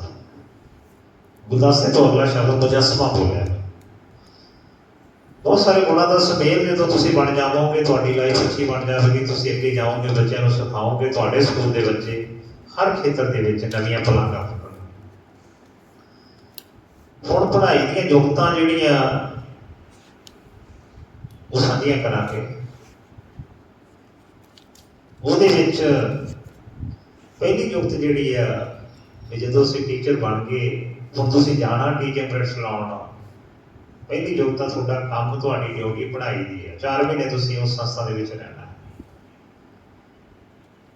ਆਪਣੇ ਵਿਸ਼ੇ ਦੇ ਨਾਲ ਪੂਰਾ ਨਿਭਾ ਕਰਨਾ, ਪੂਰੀ ਉੱਤੇ ਮਿਹਨਤ ਕਰਨੀ ਹੈ। ਜੇ ਮੈਂ ਪੰਜਾਬੀ ਪੜ੍ਹਾਉਣਾ ਤਾਂ ਪੰਜਾਬੀ ਵਿਸ਼ੇ ਦਾ ਮੈਨੂੰ ਗਿਆਨ ਹੋਣਾ ਚਾਹੀਦਾ ਕਿ ਪੰਜਾਬੀ ਸਾਹਿਤ ਦਾ ਮੁੱਢ ਕਦੋਂ ਬਣਿਆ। 8ਵੀਂ 9ਵੀਂ ਸਦੀ ਤੋਂ ਲੈ ਕੇ ਜਦੋਂ ਤੋਂ ਨਾਥ ਜੋਗੀ ਪੈਦਾ ਹੋਏ ਆ, ਉਦੋਂ ਤੋਂ ਲੈ ਕੇ ਸਾਡੇ ਕੋਲ ਭਾਵੇਂ ਲਿਖਤਾਂ ਦੇ ਵਿੱਚ ਬਾਅਦ ਦੇ ਵਿੱਚ ਆਇਆ ਪੰਜਾਬੀ ਸਾਹਿਤ, ਉਦੋਂ ਤੋਂ ਲੈ ਕੇ ਅਸੀਂ ਪੰਜਾਬੀ ਵਿਸ਼ੇ ਵਾਲੇ ਵਿਦਿਆਰਥੀ ਨੇ ਪਹਿਲਾਂ ਆਪ ਪੜ੍ਹਨਾ ਤੇ ਫਿਰ ਉਹ ਪੜ੍ਹਾਉਣ ਦੀ ਗੱਲ ਅੱਗੇ ਕਰਨੀ। ਸਿਲੇਬਸ ਦੀ ਗੱਲ ਉਹਦੇ ਬਾਅਦ ਵਿੱਚ ਹੋਣੀ। ਪਹਿਲਾਂ 3-4 ਦਿਨ ਜੋ ਤੁਸੀਂ ਪੜ੍ਹਾਉਣਾ, ਪਰੰਪਰਾਗਤ ਪੜ੍ਹਾਉਣਾ, ਪੁਰਾਣਾ ਇਤਿਹਾਸ ਪੜ੍ਹਾਉਣਾ, ਜਿਹੜੇ ਪੰਜਾਬੀ ਪੜ੍ਹਾਉਣਗੇ, ਜਿਹੜੇ ਅੰਗਰੇਜ਼ੀ ਪੜ੍ਹਾਉਣਗੇ, ਜਿਹੜੇ ਹਿੰਦੀ ਪੜ੍ਹਾਉਣਗੇ, ਲੈਂਗੁਏਜ ਦੀ ਗੱਲ ਕਰ ਰਹੇ ਹਾਂ। ਇਸੇ ਤਰ੍ਹਾਂ ਮੰਨ ਲਓ ਤੁਸੀਂ ਸਮਾਜਿਕ ਸਿੱਖਿਆ ਦਾ ਵਿਸ਼ਾ ਸਕੂਲਾਂ ਦੇ ਵਿੱਚ ਪੜ੍ਹਾਉਣਾ, ਤਾਂ ਫਿਰ ਤੁਸੀਂ 10ਵੀਂ 11ਵੀਂ ਸਦੀ ਤੋਂ ਸ਼ੁਰੂ ਕਰਨਾ ਹੈ। ਪੁਰਾਣਾ ਇਤਿਹਾਸ ਪਹਿਲਾਂ ਆਪ ਪੜ੍ਹਨਾ। ਮੇਰਾ ਵਿਸ਼ਾ ਨਹੀਂ, ਕੁਝ ਗੱਲਾਂ ਸਾਂਝੀਆਂ ਕਰਾਂਗਾ ਜਿਹੜੀਆਂ ਮਨ ਦੇ ਵਿੱਚ ਆ ਗਈਆਂ ਬੋਲਦਿਆਂ 11ਵੀਂ ਸਦੀ ਦੇ ਵਿੱਚ ਮਹਾਤਮਾ ਬੁੱਧ ਹੋਏ। ਬੱਚਿਆਂ ਨੂੰ ਅਸੀਂ ਦੱਸਣਾ ਮਹਾਤਮਾ ਬੁੱਧ ਦੀ ਇੱਕ ਕੋਟੇਸ਼ਨ ਬਹੁਤ ਫੇਮਸ ਹੋਈ ਹੈ ਥਰੂ ਵਰਲਡ, ਸੰਸਾਰ ਦੁੱਖਾਂ ਦਾ ਘਰ ਹੈ। ਤੇ ਉਸ ਤੋਂ ਬਾਅਦ ਬਾਬਾ ਫਰੀਦ ਆਉਂਦੇ, 1173 ਦੇ ਵਿੱਚ ਜਨਮ ਹੁੰਦਾ, ਸੂਫੀ ਕਵੀ ਹੈ, ਜਿਨ੍ਹਾਂ ਦੀ ਗੁਰਬਾਣੀ ਸ੍ਰੀ ਗੁਰੂ ਗ੍ਰੰਥ ਸਾਹਿਬ ਜੀ ਦੇ ਵਿੱਚ ਦਰਜ ਕੀਤੀ ਗਈ ਹੈ। 112 ਸ਼ਲੋਕ, 18 ਸ਼ਲੋਕ ਟਿੱਪਣੀ ਵਜੋਂ ਗੁਰੂ ਸਾਹਿਬਾਨ ਦੇ ਦਰਜ ਕੀਤੇ ਗਏ ਹੈ। ਤੇ 2 ਸ਼ਬਦ ਰਾਗ ਆਸਾ ਦੇ ਵਿੱਚ ਹੈ ਤੇ 2 ਸ਼ਬਦ ਰਾਗ ਸੂਫੀ ਦੇ ਵਿੱਚ ਬਾਬਾ ਫਰੀਦ ਜੀ। ਤਾਂ ਬਾਬਾ ਫਰੀਦ ਜੀ ਦਾ ਸ਼ਲੋਕ ਪੰਜਾਬੀ ਵਾਲੇ ਪੜ੍ਹਾਉਣਗੇ, ਹਿਸਟਰੀ ਵਾਲੇ ਨਹੀਂ ਪੜ੍ਹਾਉਣਗੇ। ਜਦੋਂ ਗੁਰਮਤਿ ਦੀ ਗੱਲ ਕਰਾਂਗੇ, ਸੂਫੀ ਕਾਵਿ ਦੀ ਗੱਲ ਕਰਾਂਗੇ, ਉਹਦੇ 'ਚ ਬਾਬਾ ਫਰੀਦ ਜਦੋਂ ਅਸੀਂ ਪੜ੍ਹਾਉਂਗੇ ਇੱਕ ਸ਼ਲੋਕ ਤੁਸੀਂ ਜਿਹੜਾ ਪਹਿਲਾਂ ਆਪ ਯਾਦ ਕਰਨਾ, ਫਿਰ ਬੱਚਿਆਂ ਨੂੰ ਪੜ੍ਹਾਉਣਾ।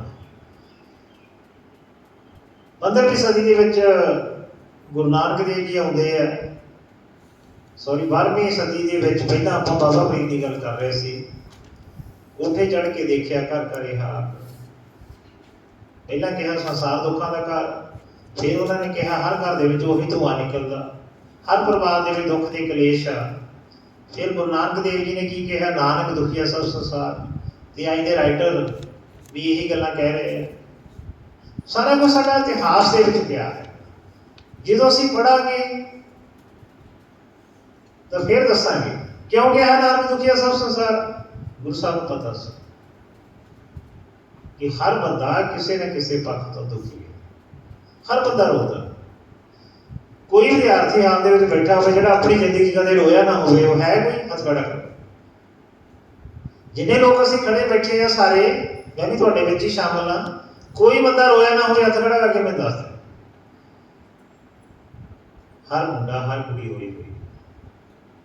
ਸਾਡਾ ਜੀਵਨ ਜਿਹੜਾ ਹੈ, ਸਾਡਾ ਜਨਮ ਜਿਹੜਾ ਰੋਣ ਦੇ ਨਾਲ ਸ਼ੁਰੂ ਹੁੰਦਾ। ਬੱਚਾ ਪਹਿਲਾਂ ਚੀਕ ਮਾਰਦਾ ਹੈ, ਉਹ ਰੋਂਦਾ ਹੈਗਾ ਜੋ ਸਮਾਜ ਦੇ ਵਿੱਚ ਆ ਜਾਂਦਾ। ਹੱਸਣਾ ਤੇ ਰੋਣਾ, ਖੁਸ਼ੀ ਤੇ ਗਮੀ, ਇਹ ਨਾਲ ਨਾਲ ਚੱਲਣੇ, ਸਾਰੀ ਉਮਰ ਚੱਲਣੇ ਹੈ।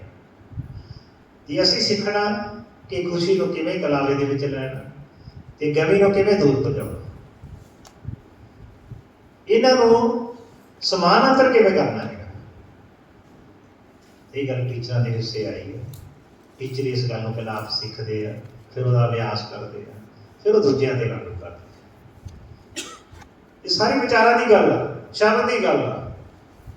ਗੁਰੂ ਸਾਹਿਬ ਨੇ ਤਾਂ ਦੇਖੋ 10ਵੇਂ ਪਾਤਸ਼ਾਹ ਤੋਂ ਬਾਅਦ ਸ੍ਰੀ ਗੁਰੂ ਗ੍ਰੰਥ ਸਾਹਿਬ ਨੂੰ ਸ਼ਬਦ ਦਾ ਗੁਰੂ ਕਿਹਾ ਗਿਆ। ਪੂਰੀ ਦੁਨੀਆ ਦੀ ਸੱਚਾਈ ਸ੍ਰੀ ਗੁਰੂ ਗ੍ਰੰਥ ਸਾਹਿਬ ਜੀ ਦੇ ਵਿੱਚ ਦਰਜ ਹੈ। ਹਰ ਬਰਾਦਰੀ ਦੇ ਲੋਕਾਂ ਨੂੰ ਉਹਦੇ ਵਿੱਚ ਸਤਿਕਾਰ ਦਿੱਤਾ ਗਿਆ, ਜਿੰਨੇ ਵੀ ਭਗਤ ਹੋਏ ਆ, ਭੱਟ ਹੋਏ ਆ, ਉਹਨਾਂ ਨੇ ਸਮਾਨਤਾ ਦਾ ਦਰਜਾ ਦਿੱਤਾ, ਬਰਾਬਰਤਾ ਦਾ ਦਰਜਾ ਦਿੱਤਾ। ਤਾਂ ਜਦੋਂ ਗੁਰਬਾਣੀ ਦਾ ਇੱਕ ਇੱਕ ਸ਼ਬਦ, ਇੱਕ ਇੱਕ ਲਾਈਨ ਅਸੀਂ ਪੜ੍ਹਦੇ ਆ ਤਾਂ ਸਾਡੇ ਰੂਹ ਨੂੰ ਸਕੂਨ ਮਿਲਦਾ, ਸਾਡੇ ਰੂਹ ਨੂੰ ਸਹਿਜ ਮਿਲਦਾ ਤੇ ਗੁਰਬਾਣੀ ਸੋਹਜ ਪ੍ਰਦਾਨ ਕਰਦੀ। ਤੇ ਗੁਰਬਾਣੀ ਦੀ ਹਰ ਲਾਈਨ ਦੇ ਵਿੱਚੋਂ, ਹਰ ਸ਼ਬਦ ਦੇ ਵਿੱਚੋਂ ਸੋਹਜ ਦਾ ਪ੍ਰਕਾਸ਼, ਸੁੰਦਰਤਾ ਦਾ ਪ੍ਰਕਾਸ਼ ਹੁੰਦਾ ਹੈ। ਜਿਹੜੇ ਲੋਕ ਆਪਣੀ ਜ਼ਿੰਦਗੀ ਨੂੰ ਸਹਿਜ ਨਾਲ ਜਿਉਣਾ ਚਾਹੁੰਦੇ ਆ, ਚਾਹੇ ਉਹ ਕਿਸੇ ਧਰਮ ਨੂੰ ਮੰਨਦੇ ਹੋਣ, ਤਾਂ ਜਦੋਂ ਸ਼ਬਦਾਂ ਦੇ ਗਿਆਨ ਨੂੰ ਹਾਸਲ ਕਰ ਲੈਂਦੇ, ਗੁਰਬਾਣੀ ਦੀ ਸਾਂਝ ਆਪਣੇ ਮਨ ਦੇ ਨਾਲ ਪਾ ਲੈਂਦੇ ਆ, ਤਾਂ ਸਾਰੇ ਕੰਮ ਉਹਨਾਂ ਦੇ ਆਪਣੇ ਆਪ।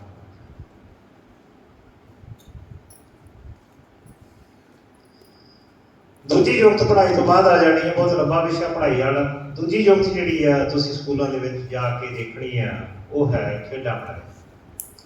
ਖੇਡਾਂ ਪੜ੍ਹਾਈ ਦੇ ਨਾਲ ਨਾਲ ਜੀਵਨ ਦਾ ਅਨੇਕੜ ਮਾਰਗ, ਟੋਟਾ ਦਾ, ਇਹ ਤੋਂ ਬਿਨਾਂ ਸਾਰ ਨਹੀਂ ਸਕਦਾ। ਹਰ ਮਨੁੱਖ ਖੇਡਦਾ ਵਾ। ਸਾਡਾ ਜੀਵਨ ਜਿਹੜਾ ਖੇਡ ਦੇ ਨਾਲ ਸ਼ੁਰੂ ਹੁੰਦਾ ਹੈ, ਤਾਂ ਫਿਰ ਅੱਗੇ ਖੇਡ ਦੇ ਵਿੱਚ ਹੀ ਜੀਵਨ ਸਾਡਾ ਅੱਗੇ ਵੱਧਦਾ, ਅਸੀਂ ਵੱਡੇ ਹੁੰਦੇ ਆ। ਤਾਂ ਜਿਹੜੇ ਬੱਚੇ ਸਾਡੇ ਕੋਲ ਆਉਂਦੇ ਆ ਸਕੂਲਾਂ ਦੇ ਵਿੱਚ ਪੜ੍ਹਨ ਦੇ ਲਈ, ਉਹਨਾਂ ਨੂੰ ਅਸੀਂ ਅਲੱਗ-ਅਲੱਗ ਖੇਡਾਂ ਦੇ ਵਿੱਚ ਪਾਉਂਦੇ ਆ ਵੀ ਕਿਹੜਾ ਬੱਚਾ ਕਿਹੜੀ ਖੇਡ ਦੇ ਵਿੱਚ ਫਿੱਟ ਹੁੰਦਾ। ਉਹ ਦੇਖਣਾ, ਉਹ ਟੀਚਰ ਦੀ ਪਾਰਖੂ ਅੱਖ ਨੇ ਦੇਖਣਾ, ਤੁਸੀਂ ਦੇਖਣਾ ਜਾ ਕੇ ਵੀ ਇਹ ਬੱਚਾ ਹੈਂਡਬਾਲ ਖੇਡ ਸਕਦਾ ਹੈ, ਬਾਸਕਟਬਾਲ ਖੇਡ ਸਕਦਾ ਹੈ, ਕਬੱਡੀ ਖੇਡ ਸਕਦਾ ਹੈ, ਇਹ ਫਲਾਣਾ ਕੰਮ ਕਰ ਸਕਦਾ ਹੈ, ਤੁਸੀਂ ਦੇਖਣਾ। ਤੀਜਾ ਕਲਚਰ ਗਤੀਵਿਧੀ ਹੈ, ਜਿਹਦੇ ਵਿੱਚ ਅਸੀਂ ਗਾਉਣ ਵਜਾਉਣ ਤੋਂ ਲੈ ਕੇ ਹਰ ਧਾਰਾ ਸ਼ਾਮਲ ਕਰਦੇ ਹਾਂ ਸਕੂਲਾਂ ਦੇ ਵਿੱਚ। ਵੀ ਬੱਚਾ ਕੌਣ ਤੁਹਾਡੇ ਜੋ ਗਾ ਸਕਦਾ ਹੈ, ਕੌਣ ਕਵਿਤਾ ਪੜ੍ਹ ਸਕਦਾ ਹੈ, ਕੌਣ ਭਾਸ਼ਣ ਕਰ ਸਕਦਾ ਹੈ, ਕੌਣ ਕਿਸ ਤਰ੍ਹਾਂ ਦਾ ਕੰਮ ਕਰ ਸਕਦਾ ਹੈ, ਉਹ ਦੇਖਣਾ। ਫਿਰ ਉਹਨੂੰ ਰਿਆਜ਼ ਕਰਾਉਣਾ, ਫਿਰ ਉਹਨੂੰ ਅਭਿਆਸ ਕਰਾਉਣਾ ਰੋਜ਼। ਜਿੰਨੇ ਗਾਇਕ ਹੋਏ ਆ ਸਾਰੇ ਸਕੂਲਾਂ ਕਾਲਜਾਂ 'ਚ ਪੜ੍ਹ ਕੇ ਗਏ, ਸਾਰੇ ਪਹਿਲਾਂ ਪੜ੍ਹੇ ਆ ਨਾ ਤੁਹਾਡੇ ਨੂੰ, ਤੇ ਤੁਹਾਡੇ ਜੋ ਵੀ ਕੋਈ ਵੀ ਗਾਇਕ ਬਣ ਸਕਦਾ। ਜਿਹੜੇ ਵਿਦਿਆਰਥੀਆਂ ਨੂੰ ਤੁਸੀਂ ਪੜ੍ਹਾਉਣਾ ਉਹਦੇ ਵੀ ਕੋਈ ਬਣ ਸਕਦਾ। ਇਸ ਕਰਕੇ ਦੇਖਣਾ ਤੁਸੀਂ, ਇਹ ਟੀਚਰ ਦੀ ਪਾਰਖੂ ਅੱਖ ਨੇ ਦੇਖਣਾ ਕਿ ਇਹ ਬੱਚਾ ਕੀ ਕਰ ਸਕਦਾ ਹੈ, ਕਿਉਂਕਿ ਹਰ ਬੱਚੇ ਦੇ ਵਿੱਚ ਪ੍ਰਮਾਤਮਾ ਨੇ ਸਭ ਕੁਝ ਪਾ ਕੇ ਭੇਜਿਆ। ਟੀਚਰ ਦਾ ਕੰਮ ਹੈ ਉਹਨੇ ਦੇਖਣਾ ਕਿ ਇਹ ਖੇਡਾਂ 'ਚ ਅੱਗੇ ਜਾ ਸਕਦਾ, ਪੜ੍ਹਾਈ 'ਚ ਅੱਗੇ ਜਾ ਸਕਦਾ, ਕਲਚਰ ਗਤੀਵਿਧੀਆਂ ਦੇ ਵਿੱਚ ਅੱਗੇ ਜਾ ਸਕਦਾ ਹੈ। ਇਹ ਪੜ੍ਹਾਉਂਦਿਆਂ ਸਕੂਲਾਂ ਕਾਲਜਾਂ ਦੇ ਵਿੱਚ NSS ਦੇ ਕੈਂਪ, NCC ਦੇ ਕੈਂਪ, ਸਕਾਊਟਿੰਗ ਦੇ ਕੈਂਪ, ਬਹੁਤ ਸਾਰੇ ਕੈਂਪ ਜਿਹੜੇ ਲਾਏ ਜਾਂਦੇ ਆ। ਬਹੁਤ ਸਾਰੇ ਟੂਰ ਟ੍ਰਿਪ ਲਿਜਾਏ ਜਾਂਦੇ ਆ ਬੱਚਿਆਂ ਨੂੰ ਮਨੋਰੰਜਨ ਦੇ ਲਈ, ਬਾਹਰ ਦਿਖਾਉਣ ਦੇ ਲਈ, ਸਿਖਾਉਣ ਦੇ ਲਈ। ਬੜੇ ਲੋਕ ਟੂਰ ਟ੍ਰਿਪ ਤੇ ਜਾਂਦੇ ਆ, ਟੀਚਰ ਵੀ ਹਰ ਵਾਰੀ ਲੈ ਕੇ ਜਾਂਦੇ ਆ।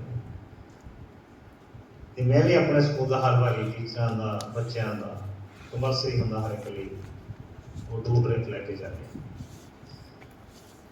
ਸਾਰੇ ਲੋਕ ਜਾਂਦੇ ਆ, ਪਰ ਇੰਜੋਏ ਕਿੰਨੇ ਲੋਕ ਕਰਦੇ ਆ?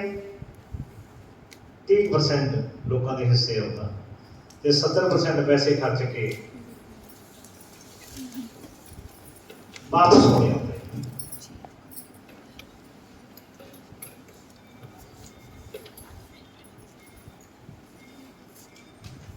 ਐਤਕੀ ਜੂਨ ਦੀਆਂ ਛੁੱਟੀਆਂ ਦੇ ਵਿੱਚ ਡਲਹੌਜ਼ੀ ਜਾਣ ਦਾ ਮੌਕਾ ਮਿਲਿਆ।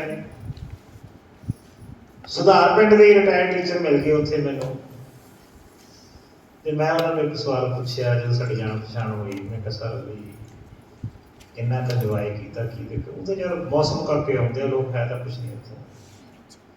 ਜੇ ਅਸੀਂ ਇੰਨਾ ਖਰਚ ਕਰਕੇ ਵੀ ਇਹ ਗੱਲ ਕਹਿੰਦੇ ਆ। ਇੱਕ ਵਾਰੀ ਅਸੀਂ ਸ਼ਿਮਲੇ ਗਏ ਤਾਂ ਉੱਥੇ ਇੱਕ ਸਟੂਡੈਂਟਸ ਦਾ ਗਰੁੱਪ ਸੀ, ਉਹ ਨਾਲ ਦੇ ਕਮਰੇ ਠਹਿਰੇ ਹੋਏ ਸੀ। ਉਹਨਾਂ ਨੂੰ ਮੈਂ ਪੁੱਛਿਆ, ਮੈਂ ਬੇਟਾ ਕੀ ਦੇਖਿਆ ਤੁਸੀਂ? ਕਹਿੰਦੇ ਸਾਨੂੰ ਤਾਂ ਕੁਛ ਨਹੀਂ ਦੱਸਿਆ, ਘੋੜਿਆਂ ਦੀ ਲੱਗੀ ਨਹੀਂ ਸੀ। ਇਹ ਤੁਹਾਡੇ ਅਨੁਭਵ ਤੇ ਹੈ, ਤੁਸੀਂ ਕਿਸ ਤਰ੍ਹਾਂ ਦਾ ਅਹਿਸਾਸ, ਕਿਸ ਤਰ੍ਹਾਂ ਦੀ ਫੀਲਿੰਗ ਲੈ ਰਹੇ। मैडम कुलजीत कौर हेडमिस्ट्रेस दशमेश खालसा हाई स्कूल डालीवाला साहब रैपुर तो आए हैं, रंजिया है कहने हैं, मेरे कुलीग भी है, असी इकट्ठे ने पढ़ाया, इन्होंने असीं सारिਆਂ ਨੂੰ जी आए हैं। गल कर रहे थे टू ट्रिप की स्कूलों के जाके जो बच्चों का असीं अरेंज करते हैं मैडम जी पता कि हर साल असीं किवें बच्चों को अरेंज करते सी, किवें टीचर जो उन्होंने वधिया ढंग के नाल हर चीज़ में मनोरंजन पैदा करते सी, दोनों तो लैके सारा प्री प्लैनिंग होंदा सी ते बहुत इंजॉय करते रहे। तो असीं तो 4 दिनों के विच पूरी डलहौजी लुट लियाए।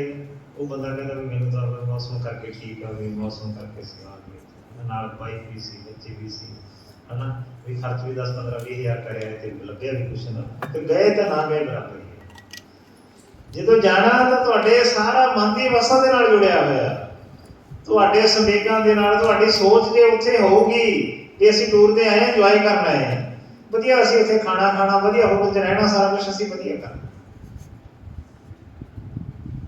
फिर उत्थे जाण दा फायदा, नहीं तो गए ना गए बराबर हो गया। ये सारिया गल्लां दा तुसीं बच्चों के नाल रह के इंजॉय करना है। टीचिंग जिहड़ा विषय है सब तो वधिया इंजॉयमेंट के लिए है, मैं समझदा। मैं तो सारी लाइफ जिहड़ा इंजॉय किया, पहला बच्चों के नाल, स्टूडेंट्स के नाल, अपने कलीग्स के नाल, पहला पढ़ते रहे, पढ़ाते रहे, है ना, ये वधिया लग्या, कोई शिकल गिला शिकवा नहीं। ਇਹਦਾ मतलब ਜਿਹੜਾ ਟੀਚਿੰਗ ਲਾਈਨ ਦੇ ਵਿੱਚ ਬੰਦਾ ਤੋਂ ਵੱਧ ਇੰਜੋਏ ਕਰ ਸਕਦਾ, ਕਿਉਂਕਿ ਅਸੀਂ ਨੌਜਵਾਨ ਮੁੰਡੇ ਕੁੜੀਆਂ ਦੇ ਵਿੱਚ ਰਹਿਣਾ, ਸਾਡੇ ਜਿਹੜੇ ਇਮੋਸ਼ਨ, ਸਾਡੇ ਸੰਵੇਗ ਆ, ਸਾਡੀ ਜਿਹੜੀ ਭਾਵਨਾ ਉਹਨਾਂ ਦੀ ਤਰ੍ਹਾਂ ਸੋਚਦੇ ਹਾਂ। ਅੱਜ ਵੀ ਅਸੀਂ 25 ਸਾਲ ਦੀ 26 ਸਾਲ ਦੀ ਤਰ੍ਹਾਂ ਸੋਚੋ, ਸਾਡੇ ਜਿਹੜੇ ਭਾਵ ਉਸ ਤਰ੍ਹਾਂ ਦੇ, ਇਹ ਤੁਹਾਡੇ ਮਨ ਦੀ ਮਨੋਭਾਵਨਾ ਹੈਗੀ ਆ, ਤੁਸੀਂ ਕੀ ਸੋਚਦੇ ਆ, ਕੀ ਤੁਹਾਡੇ ਵਿਚਾਰ ਆ, ਕਿਸ ਤਰ੍ਹਾਂ ਦਾ ਤੁਹਾਡਾ ਰਹਿਣ ਸਹਿਣ, ਸਾਰੀਆਂ ਗੱਲਾਂ ਇਸ ਦੇ ਅੰਤਰਗਤ ਹੁੰਦੀਆਂ। ਹੁਣ ਅਸੀਂ ਬਹੁਤ ਸਾਰੇ ਗੁਣਾਂ ਦੀ ਗੱਲ ਕੀਤੀ ਹੈ, बहुत सारी योगता की गल की है, तो बहुत सारे शब्दों के नाल असीं सांझ पाई है। हुण कुछ गल्लां असीं इस तरह दीयां करनियां चाहांगा कि उत्थे जाके तुहानूं कोई प्रॉब्लम ना आवे। संखेप दे विच ही वर्णन करांगा कि पहलां जदों तुसीं किसी भी स्कूल दे विच टीचिंग प्रैक्टिस लाउण पहले दिन जाना, तां उहदे तो लैके 4 महीने दे विच की सीखना, की करना है, ये तुहाडी पूरी लाइफ के लिए काम आवेगा। स्कूल में एंटर होने तो बाद किसी भी स्कूल में जाने कोई काम आ, अज देखो इस संस्था के प्रिंसिपल कोई कारण हो गया छुट्टी दे,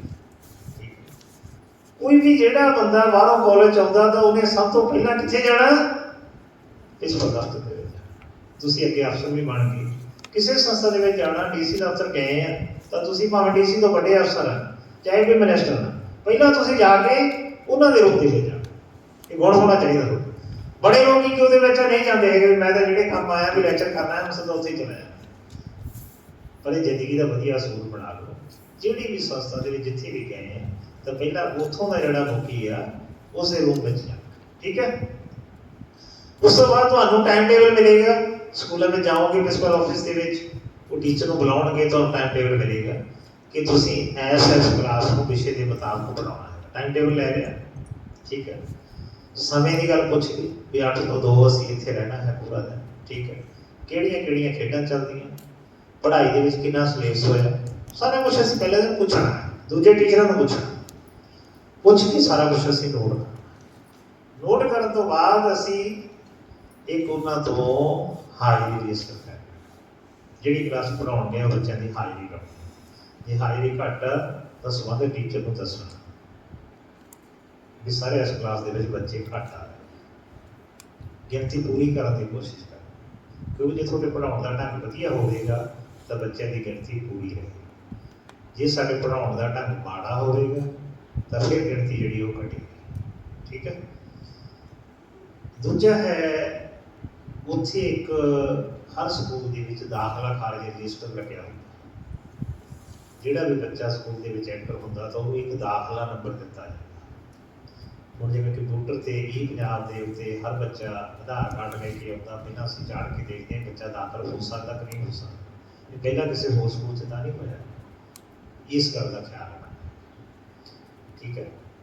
उस बच्चे का पूरा डाटा ਉਹਦਾ ਆਧਾਰ ਕਾਰਡ, ਜਦੋਂ ਤੁਸੀਂ ਪਰਮਾਨੈਂਟ ਟੀਚਰ ਬਣ ਕੇ ਚੰਗੀ ਤਰ੍ਹਾਂ ਪੜ੍ਹਾਉਣ ਲੱਗ ਗਏ, ਪੱਕੇ ਹੋ ਗਏ, ਤਨਖਾਹ ਮਿਲਣ ਲੱਗ ਗਈ, ਤਾਂ ਫਿਰ ਹਰ ਬੱਚੇ ਦਾ ਡਾਟਾ ਜਿਹੜੀ ਕਲਾਸ ਨੂੰ ਤੁਸੀਂ ਪੜ੍ਹਾਓਗੇ ਉਹਦਾ ਆਧਾਰ ਕਾਰਡ, ਠੀਕ ਹੈ, ਉਹਦਾ ਬੈਂਕ ਅਕਾਊਂਟ, ਉਸਦੀ ਮਾਤਾ ਦਾ ਨਾਮ, ਉਸਦੇ ਪਿਤਾ ਦਾ ਨਾਮ, ਬੱਚੇ ਦਾ ਨਾਮ, ਠੀਕ ਹੈ, ਉਹਦਾ ਪੂਰਾ ਐਡਰੈਸ, ਉਹਦੀ ਜਾਤ, ਇਹ ਸਾਰਾ ਕੁਝ ਤੁਸੀਂ ਆਪਣੇ ਰਜਿਸਟਰ ਦੇ ਵਿੱਚ ਨੋਟ ਕਰਨਾ। ਉਹ ਚੰਗੀ ਤਰ੍ਹਾਂ ਵੈਰੀਫਾਈ ਕਰਨਾ ਵੀ ਜਿਹੜਾ ਬੱਚਾ 5ਵੀਂ ਤੋਂ ਬਾਅਦ 6ਵੀਂ 'ਚ ਆਇਆ ਤਾਂ ਉਹਦਾ ਜਨਮ ਸਹੀ ਹੈ, ਉਹਦੀ ਡੇਟ ਆਫ ਬਰਥ ਬੱਚੇ ਤੋਂ ਹੀ ਵੈਰੀਫਾਈ ਕਰਨੀ। ਜੇ ਕੋਈ ਪ੍ਰੋਬਲਮ ਆ ਤਾਂ ਉਦੋਂ ਤਾਂ ਸੋਧ ਹੋ ਸਕਦੀ, ਨਹੀਂ ਤਾਂ ਫਿਰ ਸਾਰੀਆਂ ਕਲਾਸਾਂ ਉਹ ਕਰ ਜਾਂਦਾ, ਉਦੋਂ ਬਾਅਦ ਬਾਹਰ ਜਾਣਾ ਹੁੰਦਾ ਜਾਂ ਹੋਰ ਉਹ date of birth the problem ਹੁੰਦੀ। ਜੇ ਸਾਰਾ ਡਾਟਾ ਤੁਹਾਡਾ ਸਹੀ ਹੋਵੇਗਾ ਤਾਂ ਫਿਰ ਕੋਈ ਪ੍ਰੋਬਲਮ ਨਹੀਂ ਆਏਗੀ। ਇਸ ਗੱਲ ਦਾ ਖਿਆਲ ਇਹ ਕਰਨ ਤੋਂ ਬਾਅਦ ਫਿਰ ਅਸੀਂ ਸਿਲੇਬਸ ਲੈ ਲਿਆ। ਮੈਂ ਮੰਨ ਲਓ ਪੰਜਾਬੀ ਪੜ੍ਹਾਉਣੀ ਆ, ਸਮਾਜਿਕ ਪੜ੍ਹਾਉਣੀ ਆ, ਇੰਗਲਿਸ਼ ਪੜ੍ਹਾਉਣੀ ਆ, ਸਾਇੰਸ ਪੜ੍ਹਾਉਣੀ, ਜਿਹੜਾ ਵੀ ਵਿਸ਼ਾ ਪੜ੍ਹਾਉਣਾ, ਉਸ ਸੰਬੰਧਿਤ ਟੀਚਰ ਤੋਂ ਸਿਲੇਬਸ ਲੈ ਕੇ ਜਿਹੜੀ ਤੁਹਾਨੂੰ ਕਲਾਸ ਮਿਲੀ ਆ ਵੀ ਪਹਿਲਾਂ ਸਿਲੇਬਸ ਕਿੰਨਾ ਹੋ ਗਿਆ, ਕਿਉਂਕਿ ਅਪ੍ਰੈਲ ਦੇ ਵਿੱਚ, ਮਈ ਦੇ ਵਿੱਚ ਤੇ ਜੁਲਾਈ ਦੇ ਵਿੱਚ 3 ਮਹੀਨੇ ਪਹਿਲਾਂ ਬੱਚਿਆਂ ਦੀ ਪੜ੍ਹਾਈ ਹੋ ਚੁੱਕੀ ਹੈ। ਸਤੰਬਰ ਦੇ ਵਿੱਚ ਪੇਪਰ ਹੋਣੇ, 12 ਸਤੰਬਰ ਤੋਂ ਪੇਪਰ ਸਟਾਰਟ ਹੋਣੇ, ਜਿਹੜੇ ਐਡਡ ਸਕੂਲਾਂ ਜਾਣਗੇ ਬੱਚੇ, ਤਾਂ ਉਹਨਾਂ ਨੇ ਸਾਰਾ ਦੇਖ ਕੇ ਜਿਹੜਾ ਸਿਲੇਬਸ ਰਹਿੰਦਾ ਉਹਨੂੰ ਪੂਰਾ ਕਰਨਾ ਤੇ ਨਾਲ ਹੀ ਨਾਲ ਉਹਦੀ ਦੁਹਰਾਈ ਕਰਾਉਣੀ ਤਾਂ ਕਿ ਬੱਚਾ ਉਹਦੇ ਵਿੱਚੋਂ ਚੰਗੇ ਨੰਬਰ ਲੈ ਕੇ ਪਾਸ ਹੋ। ਇਹ ਕੀ ਆ, ਸਿਲੇਬਸ ਦੇਖਣ ਤੋਂ ਬਾਅਦ ਫਿਰ ਜਿਹੜਾ ਤੁਹਾਡਾ ਖਾਲੀ ਪੀਰੀਅਡ ਹੋਊਗਾ ਫਿਰ ਸਕੂਲ ਦੇ ਵਿੱਚ ਤੁਸੀਂ ਰਾਊਂਡ ਲਾਉਣਾ। ਕੀ ਦੇਖਣਾ? ਆਪਣੀ ਪਾਰਖੂ ਅੱਖ ਦੇ ਨਾਲ ਦੇਖਣਾ ਵੀ ਮਾਟੋ ਸਕੂਲ ਦੇ ਵਿੱਚ ਕਿੰਨੇ ਕੁ ਲਿਖੇ ਹੋਏ, ਉਹ ਮਾਟੋ ਨੋਟ ਕਰ ਲੈਣਾ।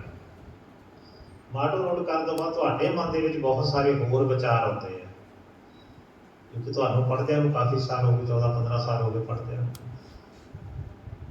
ਉਹ ਮਾਟੋ ਵਿਚਾਰ ਹੀ ਹੁੰਦੇ ਆ, ਉਹ ਚੰਗਾ ਵਿਚਾਰ ਤੁਹਾਡੇ ਮਨ 'ਚ ਆਇਆ ਤਾਂ ਤੁਸੀਂ ਉਹ ਮਾਟੋ ਉੱਥੇ ਲਿਖਵਾਉਣਾ, ਠੀਕ ਹੈ, ਇਹ ਪਲੱਸ ਕਰਨਾ ਪੁਆਇੰਟ। ਅਗਲਾ ਹੈ ਵੀ ਤੁਸੀਂ ਕੋਈ ਗਤੀਵਿਧੀ ਕਰਾਈ, ਚਾਹੇ ਕੋਈ ਸਪੋਰਟਸ ਦੀ ਕਰਾਈ ਹੈ, ਚਾਹੇ ਕੋਈ ਕਲਚਰ ਦੀ ਕਰਾਈ ਹੈ, ਕੋਈ ਭਾਸ਼ਣ ਮੁਕਾਬਲਾ ਕਰਾਇਆ, ਕੋਈ ਪੇਂਟਿੰਗ ਕਰਾਈ ਹੈ, ਕੋਈ ਮਹਿੰਦੀ ਮੁਕਾਬਲੇ ਕਰਾਇਆ, ਕੋਈ ਰੰਗੋਲੀ ਕਰਾਇਆ, ਕਿੰਨੀ ਆਈਟਮਾਂ ਹੈ। ਤੁਸੀਂ ਆਪਣੀ ਰੁਚੀ ਦੇ ਮੁਤਾਬਕ ਵੀ ਕਰਵਾ ਸਕਦੇ ਹੋ। 100 ਤੋਂ ਵੱਧ ਕੋਈ ਤਾਂ ਤੁਹਾਨੂੰ ਚੰਗੀ ਲੱਗਦੀ ਹੋਊਗੀ, ਕਿਸੇ ਨੂੰ ਰੰਗੋਲੀ ਬਣਾਉਣਾ ਚੰਗੀ ਲੱਗਦਾ, ਕਿਸੇ ਨੂੰ ਪੇਂਟਿੰਗ ਕਰਨੀ ਚੰਗੀ ਲੱਗਦੀ ਹੈ, ਉਹਦੇ ਵਿੱਚੋਂ ਚੁਣ ਲੈਣਾ। ਤੁਸੀਂ ਚੁਣ ਕੇ ਉਹਦੇ ਵਿੱਚ ਬੱਚੇ ਚੁਣਨੇ, ਕਿਹੜਾ ਬੱਚਾ ਉਹ ਉਸ ਚੀਜ਼ ਨੂੰ ਵਧੀਆ ਕਰ ਸਕਦਾ, ਫਿਰ ਉਹਨਾਂ ਦੇ ਅੱਗੇ ਜਿਹੜਾ ਤੁਸੀਂ ਨਾਮ ਲਿਖ ਕੇ ਉਹਨਾਂ ਦਾ ਫਲੈਕਸ ਬਣਵਾ ਕੇ ਸਕੂਲ ਦੇ ਵਿੱਚ ਲਾਉਣਾ। 4 ਮਹੀਨੇ ਦੇ ਤਾਂ ਬਹੁਤ ਹੁੰਦੇ ਆ, 4 ਮਹੀਨੇ ਦਾ ਤੁਸੀਂ ਢੇਰ ਲਿਆ ਦੋਗੇ ਕੰਮ ਕਰਾਉਣ ਵਾਲੀ।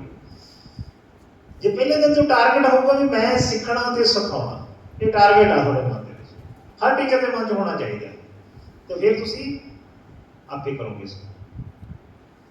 ਉਸ ਗੱਲ ਤੇ ਮਿਹਨਤ ਕਰਨੀ, ਮਿਹਨਤ ਕਰਕੇ ਤਾਂ ਦਿਖਾਉਣਾ ਵੀ 4 ਮਹੀਨੇ 'ਚ ਪ੍ਰਿੰਸੀਪਲ ਵੀ ਯਾਦ ਕਰੇ ਤੇ ਉਹ ਟੀਚਰ ਵੀ ਯਾਦ ਕਰਨ ਨਾਲ ਦੇ ਵੀ ਯਾਰ ਆਹ ਮੁੰਡਾ, ਆਹ ਕੁੜੀ ਜਿਹੜੀ ਆਈ ਆ ਇੱਥੇ ਤੱਕ ਕਮਾਲ। ਪਹਿਲਾਂ ਇਸ ਤਰ੍ਹਾਂ ਦਾ ਕੋਈ ਸਟੂਡੈਂਟ ਨਹੀਂ, ਮੈਂ ਤੁਹਾਨੂੰ ਮੈਂਟਲੀ ਪ੍ਰਪੇਅਰ ਕਰ ਰਿਹਾ, ਸਾਰਾ ਕੁਝ ਤੁਹਾਡੇ ਕੋਲੇ ਆ, ਲੈਣਾ ਕੁਛ ਨਹੀਂ ਆ, ਪੈਸੇ ਕਿਤੇ ਨਹੀਂ ਲੱਗਣੇ, ਪੈਸੇ ਸਕੂਲ ਦੇ ਲਾਉਣੇ, ਕੋਈ ਡਰੈਸ ਬਣਾਉਣਾ, ਕੁਛ ਬਣਾਉਣਾ, ਸਿਰਫ ਕੀ ਆ, ਵੰਡਣਾ। ਗਿਆਨ ਦਾ ਸਮੁੰਦਰ ਬਹੁਤ ਵੱਡਾ, ਉਹਦੇ ਵਿੱਚੋਂ ਕੁਝ ਬੂੰਦਾਂ ਅਸੀਂ ਚੁੱਕ ਕੇ ਬੱਚਿਆਂ ਦੇ ਸਿਰਾਂ ਦੇ ਵਿੱਚ ਛਿੜਕਣੀ, ਬੱਚੇ ਦੇ ਮਨ ਦੇ ਵਿੱਚ ਪਾਉਣੀਆਂ। ਮਨ 'ਚ ਹੈਗੀਆਂ, ਪਹਿਲਾਂ ਉਹਨੂੰ ਜਾਗ ਲਾਉਣੀ। ਕਾਹਦੀ ਜਾਗ ਲਾਉਣੀ ਹੈ? ਗਿਆਨ ਦੀ ਜਾਗ ਲਾਉਣੀ। ਜਿਵੇਂ ਔਰਤਾਂ, ਤੁਹਾਡੇ ਲੈਵਲ ਤੇ ਬੋਲ ਰਿਹਾ ਮੈਂ, ਔਰਤਾਂ ਕੀ ਕਰਦੀਆਂ? ਰਾਤ ਨੂੰ ਦਹੀਂ ਜਮਾਉਂਦੀਆਂ, ਜਿੰਨਾ ਕੁ ਜਾਗ ਲਾਉਂਦੀਆਂ, ਜੇ ਜਾਗ ਪੂਰਾ ਵੱਧ ਲੱਗ ਗਿਆ ਤਾਂ ਸਵੇਰੇ ਦਹੀਂ ਖੱਟਾ, ਤੇ ਜੇ ਜਾਗ ਘੱਟ ਲੱਗਿਆ ਤਾਂ ਦਹੀਂ ਬਣਦਾ ਦੁੱਧੀ ਪਿਆ। ਜਾਗ ਸਹੀ ਮਕਦਾਰ ਦੇ ਵਿੱਚ ਲੱਗਣੀ ਜ਼ਰੂਰੀ ਹੈ। ਤੇ ਤੁਸੀਂ ਕਾਹਦੀ ਜਾਗ ਲਾਉਣੀ? ਤੁਸੀਂ ਟੀਚਰ ਬਣ ਜਾ ਰਹੇ ਹੋ, ਗਿਆਨ ਦੀ ਜਾਗ ਲਾਉਣੀ। ਤੁਸੀਂ ਪਹਿਲਾਂ ਪੜ੍ਹਨਾ, ਪੜ੍ਹ ਕੇ ਉਹ ਗਿਆਨ ਹਾਸਲ ਕੀਤਾ, ਉਹ ਗਿਆਨ ਨੂੰ ਵੰਡਣਾ, ਜਿੱਥੇ ਵੀ ਰਹਿੰਦੇ ਸਮਾਜ 'ਚ ਵੰਡਣਾ। ਜਦੋਂ ਵੰਡਣ ਦੀ ਪ੍ਰਕਿਰਿਆ ਤੁਹਾਡੇ 'ਚ ਆ ਗਈ, ਤੁਸੀਂ ਅਮੀਰ ਬਣ ਗਏ, ਕਿਉਂਕਿ ਅਮੀਰ ਵੈਸੇ ਤੁਸੀਂ ਜੰਮੇ ਆ, ਗੁਰੂਆਂ ਪੀਰਾਂ ਦੀ ਧਰਤੀ ਤੇ ਜੰਮੇ ਆ, ਪਹਿਲੇ ਹੀ ਅਮੀਰ ਆ ਸੀ ਤਾਂ, ਤੇ ਤੁਸੀਂ ਫਿਰ ਉਸ ਗਿਆਨ ਨੂੰ ਵੰਡਣਾ, ਕਿਉਂਕਿ ਤੁਸੀਂ ਦੂਜਿਆਂ ਤੋਂ ਵਧੀਆ ਇਨਸਾਨ ਆ ਤੁਸੀਂ ਟੀਚਰ, ਤੁਹਾਨੂੰ ਮੌਕਾ ਮਿਲਿਆ ਪਰਮਾਤਮਾ ਵੀ ਤੁਸੀਂ ਗਿਆਨ ਵੰਡਣਾ ਹੈਗਾ ਤੇ ਬੱਚਿਆਂ ਨੂੰ ਉਤਸ਼ਾਹਿਤ ਕਰਦੇ ਲਈ ਇਨਾਮ ਦੇਣੇ ਆ, ਚਾਹੇ ਛੋਟੇ ਛੋਟੇ ਪ੍ਰਾਈਜ਼ ਦੇ ਦਿਓ, ਪੈਨ ਦੇ ਦਿਓ, ਕਾਪੀਆਂ ਦੇ ਦਿਓ। ਬੱਚੇ ਨੂੰ ਖੁਸ਼ੀ ਹੁੰਦੀ ਹੈ ਵੀ ਮੈਂ ਰੰਗੋਲੀ 'ਚ ਫਸਟ ਆਇਆ ਸੀ, ਮੈਨੂੰ ਜਿਹੜਾ ਮੈਡਮ ਜੀ ਨੇ ਸਨਮਾਨਿਤ ਕੀਤਾ, ਸਰ ਜੀ ਨੇ ਸਨਮਾਨਿਤ। ਬੱਚਾ ਸਾਰੀ ਲਾਈਫ ਚੱਲ ਰਿਹਾ, ਉਹਦੀਆਂ ਪਹਿਲੀਆਂ ਪੌੜੀਆਂ ਹੁੰਦੀਆਂ ਮੰਜ਼ਿਲ ਵੱਲ ਵਧਣ ਬੱਚੇ। ਸਾਡੀਆਂ ਵੀ ਉਹ ਪਹਿਲੀਆਂ ਪੌੜੀਆਂ ਸੀ, ਜਦੋਂ ਸਾਨੂੰ ਛੋਟਾ ਜਿਹਾ ਨਾਮ ਮਿਲਦਾ ਸੀ ਤਾਂ ਅਸੀਂ ਫੁੱਲੇ ਨਹੀਂ ਸਮਾਉਂਦੇ ਸੀ। ਕਿਵੇਂ ਆਪਣੇ ਘਰ ਆ ਕੇ ਮਾਂ ਨੂੰ ਦੱਸਦੇ ਸੀ, ਮਾਂ ਦੇ ਪਹਿਲਾਂ ਪਹਿਲੀ ਹੱਥ ਲਾਉਂਦੇ ਸੀ, ਮੈਨੂੰ ਅੱਜ ਕਿਤਾਬ ਨਾਮ ਮਿਲੀ ਹੈ, ਮੈਨੂੰ ਪੈਨ ਨਾਮ ਮਿਲਿਆ। ਕਿੰਨੀ ਖੁਸ਼ੀ ਹੁੰਦੀ ਹੈ ਬੱਚੇ ਨੂੰ। ਇਹ ਛੋਟੇ ਛੋਟੇ ਚਾਅ, ਛੋਟੀਆਂ ਛੋਟੀਆਂ ਜਿਹੜੀਆਂ ਖੁਸ਼ੀਆਂ ਇੱਕ ਦੂਜੇ ਦੇ ਨਾਲ ਸ਼ੇਅਰ ਕਰਨੀਆਂ, ਖਾਸ ਤੌਰ ਤੇ ਜਿਹੜੇ ਵਿਦਿਆਰਥੀਆਂ ਨੂੰ ਅਸੀਂ ਪੜ੍ਹਾ ਰਹੇ ਉਹਨਾਂ ਦੇ ਨਾਲ ਜ਼ਰੂਰ ਸ਼ੇਅਰ ਕਰਨੀਆਂ। ਫਿਰ ਕੀ ਆ, 4 ਮਹੀਨੇ ਦੇ ਦੌਰਾਨ ਜਦੋਂ ਤੁਸੀਂ ਪੜ੍ਹਾਓਗੇ ਸਕੂਲਾਂ ਦੇ ਵਿੱਚ, ਬਹੁਤ ਸਾਰੇ ਬੱਚਿਆਂ ਦੇ ਜਨਮ ਦਿਨ ਹੋਣਗੇ। ਪਹਿਲੇ ਹਫ਼ਤੇ ਦੇ ਵਿੱਚ ਹੀ ਉਹ ਬੱਚਿਆਂ ਦੇ ਜਨਮ ਦੀਆਂ ਤਰੀਕਾਂ ਨੋਟ ਕਰ ਲੈਣਗੇ ਤੇ ਜਿਹੜੇ ਦਿਨ ਉਹਦਾ ਜਨਮ ਦਿਨ ਉਹਨੂੰ ਛੋਟਾ ਜਿਹਾ ਇੱਕ ਗਿਫਟ ਦੇਣਾ, ਉਹਨੂੰ ਵੀ ਮੋਟੀਵੇਟ ਕਰਨਾ ਕਿ ਤੂੰ ਬੇਟਾ ਇਸ ਦਿਨ ਤੇ ਕੋਈ ਪੌਦਾ ਲਗਾ ਦੇ, ਕੋਈ ਫੁੱਲਾਂ ਦਾ ਬੂਟਾ ਲਗਾ ਦੇ, ਹੈ ਨਾ, ਆਪਣੇ ਕਮਰੇ ਦੇ ਸਾਹਮਣੇ ਹੀ ਲਗਾ ਦੇ, ਉਸੇ ਖਾਲੀ ਦੇ ਵਿੱਚ। ਕਿਉਂਕਿ ਅਸੀਂ ਤਾਂ ਉਹਨੂੰ ਮੋਟੀਵੇਟ ਕਰ ਰਹੇ ਹਾਂ, ਉਹਨੂੰ ਉਤਸ਼ਾਹਿਤ ਕਰ ਰਹੇ ਹਾਂ ਵੀ ਜੀਵਨ ਦੇ ਵਿੱਚ ਅੱਗੇ ਉਹਨੇ ਇਹ ਕੰਮ ਆਉਣੀਆਂ ਗੱਲਾਂ ਉਹਦੇ, ਵੀ ਉਹਨੂੰ ਪੌਦਿਆਂ ਦੇ ਨਾਲ ਪਿਆਰ ਹੋਵੇ, ਵਾਤਾਵਰਨ ਦੇ ਨਾਲ ਪਿਆਰ ਹੋਵੇ, ਉਹਦੀ ਬੂਟਿਆਂ ਦੀ ਸਾਂਭ ਸੰਭਾਲ ਵੀ ਉਹ ਵੱਡਾ ਹੋ ਕੇ ਕਰੇ, ਆਪਣੇ ਘਰੇ ਵੀ ਲਾਵੇ, ਆਪਣੇ ਆਂਢ ਗੁਆਂਢ ਦੇ ਵਿੱਚ ਵੀ ਲਾਵੇ, ਤਾਂ ਸਕੂਲ ਕਾਲਜ ਜਿੱਥੇ ਉਹ ਪੜ੍ਹਦਾ ਉੱਥੇ ਵੀ ਲਾਵੇ, ਉਹ ਹਰਿਆਵਲ ਆਵੇ, ਠੰਡੀ ਹਵਾ ਆਵੇ, ਸੋਹਣਾ ਲੱਗੇ। ਕਿਉਂਕਿ ਇਹ ਜਿਹੜਾ ਚੰਗਾ ਕੰਮ ਕਰਨਾ ਉਹ ਛੋਟੇ ਛੋਟੇ ਕੰਮਾਂ ਤੋਂ ਸ਼ੁਰੂ ਹੋਣਾ, ਇੱਕ ਇੱਕ ਤੋਂ ਹੀ ਪਲੱਸ ਹੋਣਾ। ਹੁਣ ਤੁਸੀਂ ਮੰਨ ਲਓ ਉੱਥੇ ਪੜ੍ਹਾਉਂਦਿਆਂ 4 ਮਹੀਨੇ ਦੇ ਵਿੱਚ ਜ਼ਿਆਦਾ ਨਹੀਂ ਤਾਂ 10 ਬੱਚਿਆਂ ਦੇ ਜਨਮ ਦਿਨ ਆ ਗਏ, ਤਾਂ 10 ਬੂਟੇ ਸਕੂਲ ਦੇ ਵਿੱਚ ਲੱਗ ਗਏ, ਬੱਚਿਆਂ ਨੇ ਪੈਸੇ ਖਰਚੇ। ਤੁਸੀਂ ਕੀ ਕੀਤਾ? ਕਿਉਂਕਿ ਤੁਸੀਂ ਟੀਚਰ ਸੀ, ਸਿਰਫ ਮੋਟੀਵੇਟ ਕੀਤਾ ਤੁਸੀਂ, ਠੀਕ ਹੈ।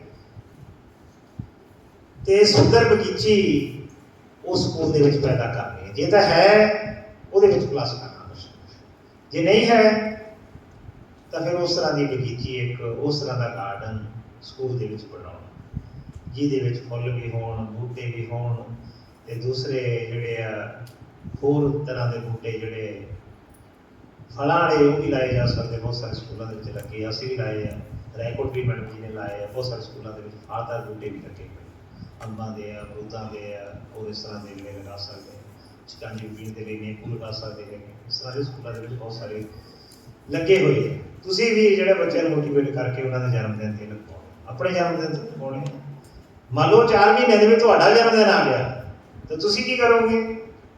ਉਹਦੇ ਛੋਟਾ ਜਿਹਾ ਕੋਈ ਕੰਪੀਟੀਸ਼ਨ ਬੱਚਿਆਂ ਦਾ ਕਰਾਓ, ਉਹਨਾਂ ਨੂੰ ਇਨਾਮ ਕਰ ਦਿਓ, ਥੋੜੇ ਪੈਸੇ ਕਰ ਦਿਓ, ਜ਼ਰੂਰੀ ਨਹੀਂ ਵੀ ਬਾਹਲੇ ਖਰਚਣੇ ਆ, 100, 150, 200 ਰੁਪਏ ਦੇ ਵਿੱਚ ਵੀ ਇਹ ਕੰਮ ਕੀਤਾ ਜਾ ਸਕਦਾ, ਖੁਸ਼ੀ ਵੰਡੀ ਜਾ ਸਕਦੀ ਹੈ। ਖੁਸ਼ੀ ਦੇ ਲਈ ਇਹ ਨਹੀਂ ਕਿ ਅਸੀਂ ਬਹੁਤ ਵੱਡੀ ਪਾਰਟੀ ਕਰਨੀ ਹੈ। ਸਾਡਾ ਕੋਈ ਮਿੱਤਰ ਆਇਆ ਸੀ, ਚਾਹ ਮੰਗਾ ਲਈ, 20 ਰੁਪਏ ਖਰਚੇ ਗਏ ਸਾਡੇ, 10 ਦੀ ਮੈਂ ਪੀ ਲਈ, 10 ਦੀ ਉਹਨੇ ਪੀ ਲਈ, ਕੀ ਖਰਚ ਹੋਇਆ? ਪਰ ਅਸੀਂ ਪਤਾ ਨਹੀਂ ਢੇਰ ਸਾਰੀਆਂ ਚਾਹ ਦੇ ਬਹਾਨੇ ਕਿੰਨੀਆਂ ਗੱਲਾਂ ਕਰ, ਕਿੰਨੇ ਦਿਲ ਦੇ ਦਰਦ ਜਿਹੜੇ ਉਹਦੇ ਨਾਲ ਅਸੀਂ ਸਾਂਝੇ ਕਰ। ਛੋਟੀਆਂ ਗੱਲਾਂ ਜ਼ਿੰਦਗੀ ਦੇ ਵਿੱਚ ਬਹੁਤ ਵੱਡਾ ਮਹੱਤਵ ਰੱਖਦੀਆਂ। ਭਾਈ ਵੀਰ ਸਿੰਘ ਪੰਜਾਬੀ ਦੇ ਰਾਈਟਰ ਹੋਏ ਆ, ਛੋਟੀਆਂ ਛੋਟੀਆਂ ਰਵਾਈਆਂ ਲਿਖੀਆਂ ਉਹਨਾਂ ਨੇ, ਤੇ ਵਿਚਾਰ ਬੜੇ ਵੱਡੇ ਆ। ਜਦੋਂ ਅਸੀਂ ਉਹਨੂੰ ਸਮਝਦੇ ਹਾਂ ਕਵਿਤਾ, ਬਹੁਤ ਕੁਝ ਉਹਨਾਂ ਦੇ ਵਿੱਚ ਕਿਹਾ ਗਿਆ। ਅੱਗੇ ਗੱਲ ਕਰਾਂਗਾ ਪਾਰਕ ਦੀ। ਬਹੁਤ ਸਾਰੇ ਸਕੂਲਾਂ ਦੇ ਵਿੱਚ ਸਾਇੰਸ ਦੇ ਪਾਰਕ ਬਣੇ ਹੋਏ ਆ, ਜਿਹੜੇ ਵਿਦਿਆਰਥੀ ਸਾਇੰਸ ਪੜ੍ਹਾਉਣਗੇ, ਬਹੁਤ ਸਾਰੇ ਮੈਥ ਪੜ੍ਹਾਉਣਗੇ, ਮੈਥ ਪਾਰਕ ਬਣੇ ਹੋਏ ਆ। ਤੇ ਮੈਂ ਚਾਹੁੰਦਾ ਵੀ ਜਿਹੜਾ ਅਧਿਆਪਕ ਜਿਹੜੇ ਵਿਸ਼ੇ ਦਾ ਹੋਵੇ, ਉਸ ਵਿਸ਼ੇ ਦਾ ਛੋਟਾ ਜਾਂ ਵੱਡਾ ਜਿੰਨੇ ਕੁ ਸਾਧਨ ਉਹਨਾਂ ਕੋਲ ਹੈ, ਉਸ ਵਿਸ਼ੇ ਦਾ ਇੱਕ ਪਾਰਕ ਬਣਿਆ। ਤਾਂ ਜਿਹੜੇ ਬੱਚੇ ਸਾਡੇ ਕੋਲ ਜਾਣਗੇ ਉੱਥੇ ਟੀਚਿੰਗ ਮੈਰਿਟਸ ਦੇ ਲਈ, ਤਾਂ ਮੇਰਾ ਪੰਜਾਬੀ ਵਿਸ਼ਾ, ਉਹਦੇ ਵਿੱਚ ਅਸੀਂ ਪੰਜਾਬੀ ਦਾ ਪਾਰਕ ਬਣਾਇਆ। ਉਹਦੇ ਵਿੱਚ ਸਾਰਾ ਸਾਡੀ ਪੰਜਾਬੀ ਵਿਰਾਸਤ, ਪੰਜਾਬੀ ਕਲਚਰ ਨੂੰ ਦਰਸਾਉਂਦੀਆਂ ਝਲਕੀਆਂ ਪੇਸ਼ ਕੀਤੀਆਂ ਗਈਆਂ। ਉਹਦੇ ਵਿੱਚ ਸਾਨੂੰ ਆਜ਼ਾਦੀ ਦਿਵਾਉਣ ਵਾਲੇ ਸਰਦਾਰ ਭਗਤ ਸਿੰਘ ਦਾ ਬੁੱਤ ਲਾਇਆ ਗਿਆ। ਰਾਸ਼ਟਰੀ ਪੰਛੀ ਦਾ ਬੁੱਤ ਲਾਇਆ ਗਿਆ। ਜਾਨਵਰਾਂ ਤੋਂ ਵੱਡਾ ਹਾਥੀ ਹੈ, ਉਸ ਦਾ ਬੁੱਤ ਲਗਾਇਆ ਹੈ। ਕਹਿਣ ਦਾ ਭਾਵ ਤੁਹਾਡੀ ਪ੍ਰਕਿਰਿਆ ਜਿਹੜੀ ਹੈ ਇਹ ਨਿਰੰਤਰ ਜਾਰੀ ਰਹਿਣੀ ਚਾਹੀਦੀ। ਜਿਹੜੇ ਕੰਮ ਦੇ ਲਈ ਤੁਸੀਂ ਗਏ ਆ, ਹਰ ਕੰਮ ਬੱਚਿਆਂ ਨਾਲ ਸ਼ੇਅਰ ਕਰਨਾ।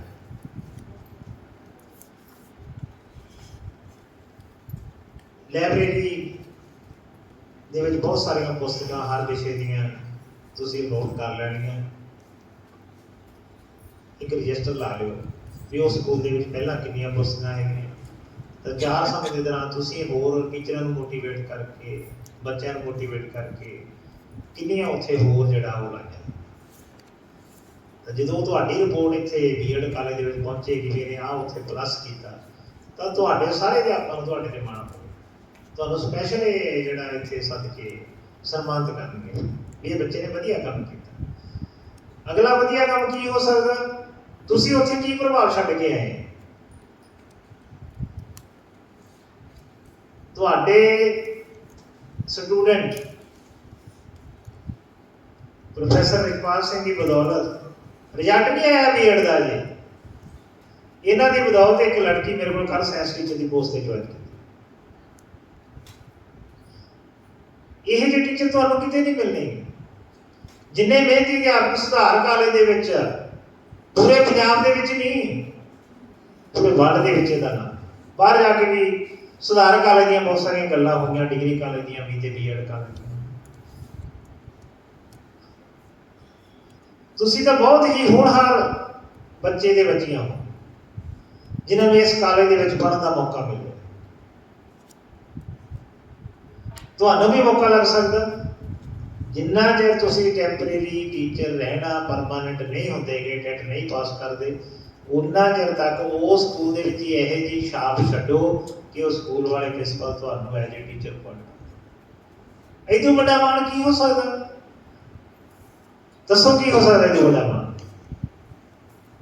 ਇਹ ਤੁਹਾਡੇ ਕੰਮ ਦੀ ਗੱਲ ਆ ਵੀ ਤੁਸੀਂ ਕੰਮ ਵਧੀਆ ਕੀਤਾ ਤਾਂ ਤੁਸੀਂ ਅਪਾਇੰਟ ਹੋਏ।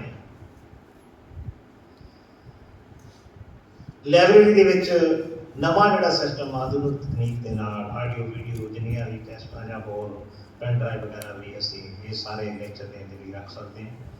ਤੇ ਤੁਸੀਂ ਤੁਹਾਡੇ ਹੁੰਦੇ ਆ ਬਹੁਤ ਸਾਰੇ ਸਕੂਲਾਂ ਦੇ ਵਿੱਚ ਤਾਂ ਪਤਾ ਵੀ ਜਿਹੜੇ ਲੈਕਚਰ ਆ ਉਹ ਹੋਣੇ ਚਾਹੀਦੇ ਬੱਚਿਆਂ। 25 ਤੋਂ 30 ਲੈਕਚਰ ਮੈਂ ਆਪਣੇ ਸਕੂਲ ਦੇ ਵਿੱਚ ਵਿਦਵਾਨਾਂ ਦੇ ਕਰਾਉਣਾ ਬਰਸ। ਪਿਛਲੇ ਹਫ਼ਤੇ ਚੰਡੀਗੜ੍ਹ ਤੋਂ retired principal Kamaljit Singh special ਆਏ ਹੋ ਤੇ ਬੱਚਿਆਂ ਨੂੰ ਮੋਟੀਵੇਟ ਕਰਕੇ ਗਏ, ਲੈਕਚਰ ਕਰਕੇ ਗਏ। ਤਾਂ ਜਦੋਂ ਅਸੀਂ ਉਹਨਾਂ ਵਿਦਵਾਨਾਂ ਦੀ ਸੰਗਤ ਕਰਾਂਗੇ ਸਾਡੇ ਵਿਚਾਰ ਆਪੇ ਚੰਗੇ ਬਣ ਜਾਣਗੇ। ਇਹ ਵੀ ਨਾਲ ਦੀ ਨਾਲ ਜਿਹੜੇ ਸਕੂਲ ਤੁਸੀਂ ਜਾਂਦੇ ਆ ਉੱਥੇ ਕਰਵਾਉਣ ਦੀ ਕੋਸ਼ਿਸ਼ ਕਰਨੀ।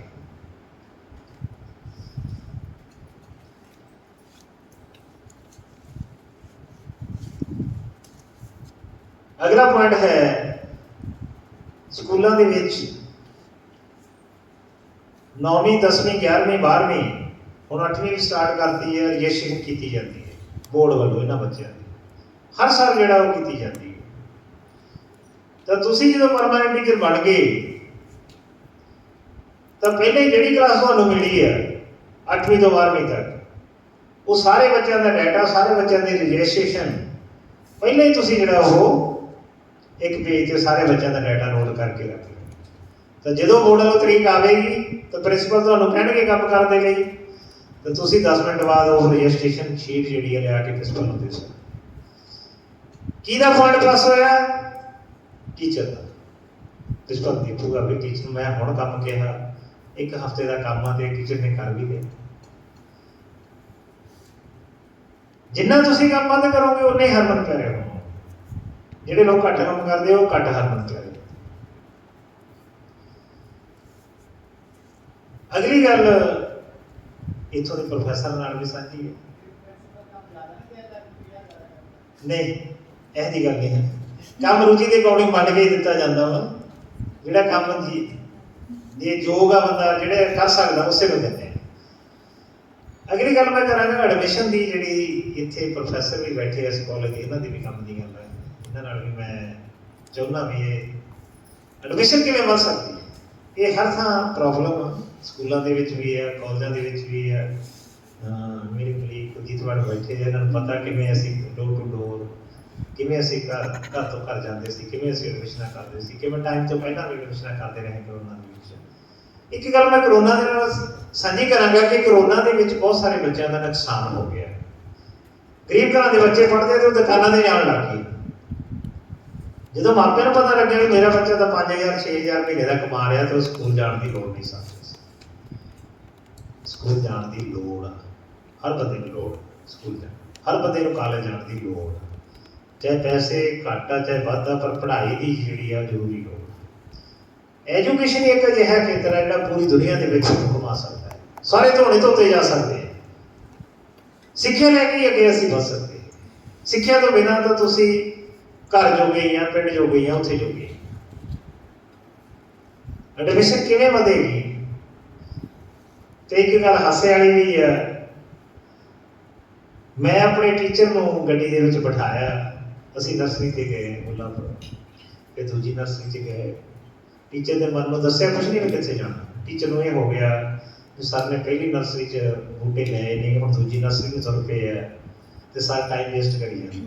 ਕਿਉਂਕਿ ਭਾਵ ਆਉਣੇ ਆ, ਚੰਗੇ ਮਾੜੇ ਵਿਚਾਰ ਸਾਡੇ ਮਨ ਦੇ ਵਿੱਚ ਆਈ ਜਾਣੇ ਨਾਲ ਦੀ ਨਾਲ, ਰੋਜ਼ ਆਉਂਦੇ ਆ ਨਾ। ਮੇਰੀ ਗੱਲ ਦਾ ਜਵਾਬ ਦਿਓ ਵੀ ਬੱਚਿਓ, ਰੋਜ਼ ਚੰਗੇ ਤੇ ਮਾੜੇ ਭਾਵ ਮਿੰਟ ਬਾਅਦ ਆਈ ਜਾਂਦੇ ਆ ਸਾਡੇ ਮਨ ਦੇ ਵਿੱਚ, ਕਿਉਂਕਿ ਮਨੁੱਖ ਦਾ ਸੁਭਾਅ ਇਸ ਤਰ੍ਹਾਂ ਦਾ। ਚੰਗੇ ਵੀ ਵਿਚਾਰ ਆਈ ਜਾਂਦੇ, ਮਾੜੇ ਵੀ ਆਈ ਜਾਂਦੇ। ਮਾੜਾ ਜਿਹਾ ਕਿਸੇ ਨੇ ਭੂਲਤਾ ਉਹਦੇ ਬਾਰੇ ਸਾਡੇ ਵਿਚਾਰ ਜਿਹੜੇ ਮਾੜੇ ਬਣ ਜਾਂਦੇ। ਜੇ ਉਹਨੇ ਕੋਈ ਚੰਗੀ ਗੱਲ ਕਰਦੀ, ਸਾਡਾ ਪੈਸਾ ਕੋਈ ਸਾਡਾ ਸਵਾਰਥ ਸੀ ਤੇ ਉਹ ਪੂਰਾ ਹੋ ਗਿਆ, ਤਾਂ ਫਿਰ ਉਹੀ ਵਾਪਸ ਸਾਨੂੰ ਚੰਗਾ ਲੱਗਣਾ। ਅਸਲ ਹਕੀਕਤ ਇਹ ਨਹੀਂ। ਤੀਜੀ ਨਰਸਰੀ ਦੇ ਵਿੱਚ ਗਏ, ਗੱਲ ਨਾ ਬਣੀ। ਨਾਲ ਦਾ ਟੀਚਰ ਕਹਿੰਦਾ ਸਰ ਵੀ ਤੁਸੀਂ ਵੀ ਬੂਟੇ ਲੈਣੇ ਜਾਂ ਵੀ ਇਹਨਾਂ ਦੀ ਫੈਮਿਲੀ ਬਾਰੇ ਪੁੱਛਣਾ। ਤੁਸੀਂ ਪੁੱਛਣ ਲੱਗ ਜਾਂਦੇ ਤੁਹਾਡੀ ਵਾਈਫ ਕੀ ਕਰਦੀ ਆ, ਬੇਟਾ ਕੀ ਕਰਦਾ, ਬੇਟੀ ਕੀ ਕਰਦੇ ਆ। ਬੂਟੇ ਲਏ ਨਹੀਂ, ਤੀਜੀ ਨਰਸਰੀ ਆ ਗਈ ਹੈ। ਮੈਂ ਚੁੱਪ ਕਰ ਗਿਆ, ਕੁਛ ਨਹੀਂ ਬਾਹਰ। ਜਦੋਂ ਅਸੀਂ ਚੌਥੀ ਨਰਸਰੀ ਜਗਰਾਉਂ ਚਲੇ ਗਏ, ਚੌਥੀ ਨਰਸਰੀ ਜਦੋਂ ਜਗਰਾਉਂ ਅਸੀਂ ਗਏ ਤੇ ਉਹਨੂੰ ਪੁੱਛਿਆ, ਗੁਲਸ਼ਨ ਨਰਸਰੀ ਉਹਨੂੰ ਪੁੱਛਿਆ ਵੀ ਤੇਰੇ ਕਿੰਨੇ ਬੱਚੇ ਆ? ਕਹਿੰਦਾ ਜੀ ਬੱਚੇ ਮੇਰੇ 2 ਆ, ਇੱਕ ਮੁੰਡਾ ਇੱਕ ਕੁੜੀ। ਮੈਂ ਕਿਹਾ ਬੁਲਾ ਦੋ। ਘਰੇ ਆ? ਕਹਿੰਦਾ ਜੀ ਘਰੇ ਆ। ਮੈਂ ਬੁਲਾ ਦੋ। ਮੈਂ ਪੁੱਤ ਕਿਹੜੀ ਕਲਾਸ 'ਚ ਪੜ੍ਹਦੇ? ਕਹਿੰਦੇ ਜੀ ਪਾਪਾ ਨੇ ਲਾਇਆ ਨਹੀਂ ਕਰੋਨਾ ਕਰਕੇ, ਘਰੇ ਹੀ ਲਿਆ ਕੇ। ਉਹ ਦੋਨਾਂ ਬੱਚਿਆਂ ਦੀ ਅਸੀਂ ਐਡਮਿਸ਼ਨ ਚੁੱਕ ਲਈ, ਇੱਕ 6ਵੀਂ 'ਚ ਇੱਕ 7ਵੀਂ 'ਚ, ਨਾਲ ਹੀ ਸਰਟੀਫਿਕੇਟ ਲਿਆਂਦੇ। 2 ਬੱਚੇ ਪਲੱਸ ਹੋ ਗਏ। ਕਿੱਥੇ ਜਾਣ ਨਾਲ? ਨਰਸਰੀ ਤੇ ਜਾਣ ਨਾਲ। ਤੁਸੀਂ ਦੇਖਣਾ ਨਵੇਂ ਆਈਡੀਆ ਜਿਹੜੇ ਆ ਤੁਸੀਂ ਲੈਣੇ ਵੀ ਬੱਚਾ ਕਿੱਥੋਂ ਲਿਆ ਜਾ ਸਕਦਾ। ਫਿਰ ਇੱਕ ਦਿਨ ਅਸੀਂ ਭੱਠਿਆਂ ਤੇ ਗਏ, ਉੱਥੇ ਲੇਬਰ ਕਲਾਸ ਦੇ ਜਿਹੜੇ ਬੱਚੇ ਆ ਉਹਨਾਂ ਦੇ ਵਿੱਚੋਂ ਕਾਫੀ ਬੱਚੇ ਅਸੀਂ ਜਿਹੜੇ ਜਿਨ੍ਹਾਂ ਦੇ ਆਧਾਰ ਕਾਰਡ ਲੈ ਕੇ ਅਸੀਂ ਉਹ ਬੱਚੇ ਦਾਖਲ। ਫਿਰ ਅਸੀਂ ਇੱਕ ਦਿਨ ਦੁਕਾਨਾਂ ਤੇ ਗਏ, ਜਿਹੜੇ ਬੱਚੇ ਉੱਥੋਂ ਲੱਗੇ ਹੋਏ ਸੀ ਉਹਨਾਂ ਦੇ ਮਾਪਿਆਂ ਨਾਲ ਮੀਟਿੰਗ ਕੀਤੀ, ਉਹ ਨਾ ਮੰਨੇ। ਫਿਰ ਮੀਟਿੰਗ ਕੀਤੀ, ਨਾ ਮੰਨੇ। ਫਿਰ ਬੱਚੇ ਨੂੰ ਸਮਝਾਇਆ, ਫ੍ਰੀ ਆਫ ਕੋਸਟ ਪੜ੍ਹਾਇਆ, ਕੋਈ ਫੀਸ ਨਹੀਂ, ਕੋਈ ਦਾਖਲਾ ਨਹੀਂ। ਬੱਚਿਆਂ ਨੂੰ ਉਸ ਤਰ੍ਹਾਂ ਦੇ ਵਿੱਚ ਲਿਆਂਦਾ ਕਿ ਪੜ੍ਹ ਲਿਖ ਕੇ ਤੁਸੀਂ ਇਹ ਤੋਂ ਵੱਧ ਪੈਸੇ ਕਮਾ ਸਕਦੇ, ਵਧੀਆ ਨੌਕਰੀਆਂ ਤੇ ਜਾ ਸਕਦੇ, ਤੁਹਾਡਾ ਜੀਵਨ ਵਧੀਆ ਬਣ ਸਕਦਾ। ਫਿਰ ਕੀ ਸੀ? ਚੌਥਾ ਜਿਹੜਾ ਸਟੈਪ ਸੀ, ਅਸੀਂ ਉਹਨਾਂ ਘਰਾਂ ਦੇ ਵਿੱਚ ਗਏ ਜਿਨ੍ਹਾਂ ਦੇ ਬੱਚੇ ਪੜ੍ਹਨੋਂ ਹਟੇ ਗਏ ਸੀ। ਹੁਣ ਅਗਲਾ ਕਹਿੰਦਾ ਪ੍ਰਿੰਸੀਪਲ ਦਾ ਕੰਮ ਥੋੜ੍ਹੀ, ਟੀਚਰ ਦਾ ਥੋੜ੍ਹੀ ਕੰਮ ਆ ਵੀ ਮੈਨੂੰ ਇਹਨਾਂ ਕੁੱਲੀਆਂ ਦੇ ਵਿੱਚ ਇੱਧਰ ਮੇਰੇ ਲਈ ਫਿਰਦਾ ਹੈਗਾ ਤੇ ਬੱਚੇ ਪੜ੍ਹਨੋਂ ਹਟ ਗਏ ਆ, ਪ੍ਰਿੰਸੀਪਲ ਇਹਨਾਂ ਦੀਆਂ ਮਿੰਨਤਾਂ ਕਰੀ ਜਾਂਦਾ। ਕਾਹਤੋਂ ਮਿੰਨਤਾਂ ਕੀਤੀਆਂ ਪ੍ਰਿੰਸੀਪਲ ਨੇ? ਉਹਨਾਂ ਦੇ ਜੀਵਨ ਨੂੰ ਵਧੀਆ ਬਣਾਉਣ ਦੇ ਲਈ। ਉਹਦੇ ਵਿੱਚੋਂ ਵੀ ਅਸੀਂ 18 ਬੱਚੇ ਲਏ ਆ ਜਿਹੜੇ ਪੜ੍ਹਨੋਂ ਹਟੇ ਸੀ, ਉਸ ਮੇਨ ਧਾਰਾ ਦੇ ਵਿੱਚ ਲਿਆਉਣ ਦੇ ਲਈ। ਉਹੀ ਬੱਚੇ ਅੱਗੇ ਨੌਕਰੀਆਂ ਤੇ ਜਾਣਗੇ ਜਦੋਂ ਪਲੱਸ 2 ਕਰ ਜਾਣਗੇ। ਇਹ ਐਡਮਿਸ਼ਨ ਕਰਦੇ ਕਿੰਨੇ ਡਿਫਰੈਂਟ ਢੰਗ। ਬਾਰ-ਬਾਰ ਬੱਚੇ ਨੂੰ ਕਾਲ ਕਰਨੀ, ਬਾਰ-ਬਾਰ ਬੱਚੇ ਨਾਲ ਕਮਿਟਮੈਂਟ ਕਰਨੀ, ਉਹਨੂੰ ਰਿਆਇਤ ਦੇਣੀ, ਉਹਨੂੰ ਸਹੂਲਤ ਦੇਣੀ। ਉਹਦੇ ਨਾਲ ਬੱਚੇ ਸਾਡੇ ਕੋਲ ਆਉਂਦੇ ਆ। ਜਿਹੜੇ B.Ed ਟੀਚਿੰਗ ਪ੍ਰੋਜੈਕਟਸ ਮੇਰੇ ਕੋਲ ਆਉਂਦੇ ਆ ਸਕੂਲ ਦੇ ਵਿੱਚ, ਉਹ ਵੀ ਐਡਮਿਸ਼ਨ ਦੇ ਵਿੱਚ ਵਾਧਾ ਕਰਦੇ। ਉਹਨਾਂ ਦੀ ਵੀ ਡਿਊਟੀ ਲਾਈ ਸੀ ਵੀ ਤੁਸੀਂ 5-5 ਬੱਚੇ ਜਿਹੜਾ ਲੈ ਕੇ ਆਓ। ਹਾਲਾਂਕਿ ਉਹਨਾਂ ਦਾ ਕੰਮ ਨਹੀਂ, ਹਰ ਬੰਦੇ ਤੋਂ ਹੈਲਪ ਲਈ ਅਸੀਂ। ਹੁਣ ਮੈਂ ਇੱਥੇ ਆਇਆ, ਇਹ ਨਹੀਂ ਵੀ ਮੈਂ ਲੈਕਚਰ ਕਰਕੇ ਚਲਾਇਆ, ਮੈਂ ਇੱਥੇ ਝੋਲੀ ਭਰ ਕੇ ਚਲਾਇਆ। ਤੁਹਾਡੇ ਤੋਂ ਹੀ ਬੜੀਆਂ ਸਾਰੀਆਂ ਗੱਲਾਂ, ਤੁਹਾਡੇ ਪ੍ਰੋਫੈਸਰ ਤੋਂ ਬੜੀਆਂ ਸਾਰੀਆਂ ਗੱਲਾਂ, ਇਹਨਾਂ ਨੇ ਪਤਾ ਨਹੀਂ ਮੇਰਾ ਕਿੰਨਾ ਫਾਇਦਾ ਕਰ ਦੇਣਾ। ਤੁਸੀਂ ਸੋਚਣਾ ਪੋਜ਼ਿਟਿਵ ਵਾਲਾ ਇਹਦੇ ਵਿੱਚ, ਨੈਗੇਟਿਵ ਸੋਚ ਕੱਢ ਦਿਓ, ਨੈਗੇਟਿਵ ਵਿਚਾਰ ਕੱਢਣੇ ਸ਼ੁਰੂ ਕਰ ਦਿਓ। ਇੱਕ ਦਿਨ 'ਚ ਨਹੀਂ ਕੱਢੇ ਜਾਣਗੇ, ਇੱਕ ਦਿਨ 'ਚ ਨਹੀਂ ਕੱਢੇ ਜਾਣਗੇ, ਸਮਾਂ ਲੱਗੇਗਾ। ਪਰ ਜੇ ਕੱਢਣ ਦੀ ਕੋਸ਼ਿਸ਼ ਕਰੋਗੇ ਤਾਂ ਨਿਕਲ ਜਾਣਾ। ਭਰੇ ਹੋਏ ਭਾਂਡੇ ਦੇ ਵਿੱਚ ਕੁਝ ਨਹੀਂ ਪਾਇਆ ਜਾ ਸਕਦਾ, ਖਾਲੀ ਭਾਂਡੇ ਨੂੰ ਭਰਿਆ ਜਾ ਸਕਦਾ। ਉਹ ਤੁਹਾਡੀ ਮਿਹਨਤ ਹੋਵੇਗੀ ਕਿ ਉਹ ਖਾਲੀ ਭਾਂਡੇ ਦੇ ਕਿੱਥੋਂ ਤੱਕ ਤੁਸੀਂ ਲੈ ਕੇ ਜਾਣਾ, ਕਿੰਨਾ ਨੂੰ ਭਰ ਸਕਦੇ ਹੈਗੇ। ਉਸ ਚੀਜ਼ ਨੂੰ ਸੰਭਾਲਣਾ, ਉਹ ਸਕੂਲ ਦੀ ਦੇਖ ਰਾਖ ਕਰਨੀ, 4 ਮਹੀਨੇ ਦੇ ਵਿੱਚ ਸਿੱਖਣ ਦੀ ਪ੍ਰਕਿਰਿਆ ਤੁਹਾਡੀ ਜਿਹੜੀ ਹੈ ਉਹ ਬਹੁਤ ਵੱਡੀ ਪ੍ਰਕਿਰਿਆ ਹੋਵੇਗੀ, ਜਿਹੜੀ ਪੂਰੀ ਲਾਈਫ ਤੁਹਾਡੇ ਕੰਮ ਆਵੇਗੀ। ਅਗਲਾ ਪੁਆਇੰਟ ਜਿਹੜਾ ਹੈ, ਟੀਚਰ ਬਣ ਜਾ ਰਹੇ ਆ, ਜੋ ਵੀ ਉੱਥੇ ਗਤੀਵਿਧੀ ਹੁੰਦੀ ਆ ਕਰਨੀ ਆ, ਹਰ ਬੱਚੇ ਦਾ ਰਿਕਾਰਡ ਜਿਹੜਾ ਉਹ ਸਾਂਭ ਕੇ ਰੱਖਣਾ, ਇਹ ਪੂਰੀ ਲਾਈਫ ਸਾਂਭ ਕੇ ਰੱਖਣਾ। ਘਰ ਦਾ ਰਿਕਾਰਡ ਵੀ ਸਾਂਭ ਕੇ ਰੱਖਣਾ। ਅੱਜ ਤੋਂ ਡਿਊਟੀ ਲਾ ਲਓ, ਨਹੀਂ ਸਾਂਭਦੇ ਹੈਗੇ, ਉਹਦਾ ਕੀ ਫਾਇਦਾ ਹੋਊਗਾ। ਜੇ ਮੈਨੂੰ ਅੱਜ ਕੋਈ ਪੁੱਛੇ ਵੀ 2008 ਦੇ ਵਿੱਚ ਸਕੂਲ ਦਾ ਕਿੰਨਾ ਖਰਚਾ ਸੀ, ਕਿੰਨੀ ਆਮਦਨ ਸੀ, ਤਾਂ ਮੈਂ 15 ਮਿੰਟ ਦੇ ਵਿੱਚ ਦੱਸਾਂ। ਕਿੰਨੇ ਸਾਲ ਪਹਿਲਾਂ ਦੀ ਗੱਲ ਆ, ਇੱਕ ਡਾਇਰੀ ਲਾਈ ਹੋਈ, ਉੱਤੇ ਡਾਇਰੀ ਤੇ ਨੋਟ ਹਰ ਮਹੀਨੇ ਘਰ ਦੀ ਆਮਦਨ ਨੋਟ ਕਰਨ ਲੱਗ ਜਾਓ ਤੇ ਹਰ ਮਹੀਨੇ ਖਰਚ ਨੋਟ ਕਰਨ ਲੱਗ ਜਾਓ। ਕੀ ਪਲੱਸ ਪੁਆਇੰਟ ਹੋਊਗਾ? ਜਿੰਨੇ ਪੈਸੇ ਸਾਡੀ ਆਮਦਨ ਆ ਉਹਦੇ ਵਿੱਚ ਹੀ ਸੀ ਰਹਿਣਾ ਸਿੱਖ ਜਾਣਾ, ਕਿਸੇ ਤੋਂ ਉਧਾਰ ਲੈਣ ਦੀ ਲੋੜ ਨਹੀਂ ਪਵੇਗੀ। ਇਹ ਬੱਚਿਆਂ ਨੂੰ ਸਿਖਾਉਣੀਆਂ ਗੱਲਾਂ, ਕਿਉਂਕਿ ਟੀਚਰ ਤਾਂ ਬਹੁਤ ਬਰਾਬਰ ਵੱਡੇ ਦਿਲ ਵਾਲਾ ਹੁੰਦਾ। ਇਹ ਕਾਹਦੋਂ ਸਿਖਾਉਣੀਆਂ ਤੁਸੀਂ ਕਹੋਗੇ? ਪੜ੍ਹਾਈ ਦੇ ਨਾਲ ਨਾਲ ਹੋਰ ਗੱਲਾਂ ਵੀ ਸਿਖਾਈ ਜਾਂਦੇ ਆ। ਇਹ ਅਖੀਰ ਦੇ ਵਿੱਚ ਡਿਸਕਸ ਕਰਾਂਗੇ ਕਿ ਅਸੀਂ ਉਹਨੂੰ ਵਧੀਆ ਇਨਸਾਨ ਵੀ ਬਣਾਉਣਾ, ਜ਼ਰੂਰੀ ਨਹੀਂ ਉਹ ਨੌਕਰੀ ਤੇ। ਇੱਥੇ ਤਾਂ ਅਸੀਂ ਘਾੜਤ ਕਰ ਰਹੇ ਹਾਂ। ਗੁਰਬਾਣੀ ਦੇ ਵਿੱਚ ਇੱਕ ਪੰਕਤੀ ਹੈ ਗੁਰੂ ਨਾਨਕ ਦੇਵ ਜੀ ਦੀ, ਤਿੱਥੇ ਘਾੜ ਤਿੱਥੇ ਘੜੀਏ ਸੁਰਤ ਮਤ ਮਨ ਬੁੱਧ। ਇੱਥੇ ਸਾਰੀਆਂ ਚੀਜ਼ਾਂ ਘੜੀਆਂ ਜਾਣਗੀਆਂ।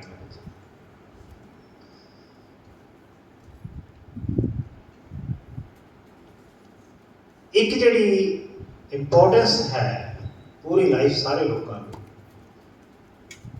ਉਹ ਹੈ ਭਾਰ ਤੋਲਣ ਵਾਲੀ ਮਸ਼ੀਨ। ਇਹ ਹਰ ਸੰਸਥਾ ਦੇ ਵਿੱਚ, ਹਰ ਘਰ ਦੇ ਵਿੱਚ ਹੋਣੀ ਚਾਹੀਦੀ।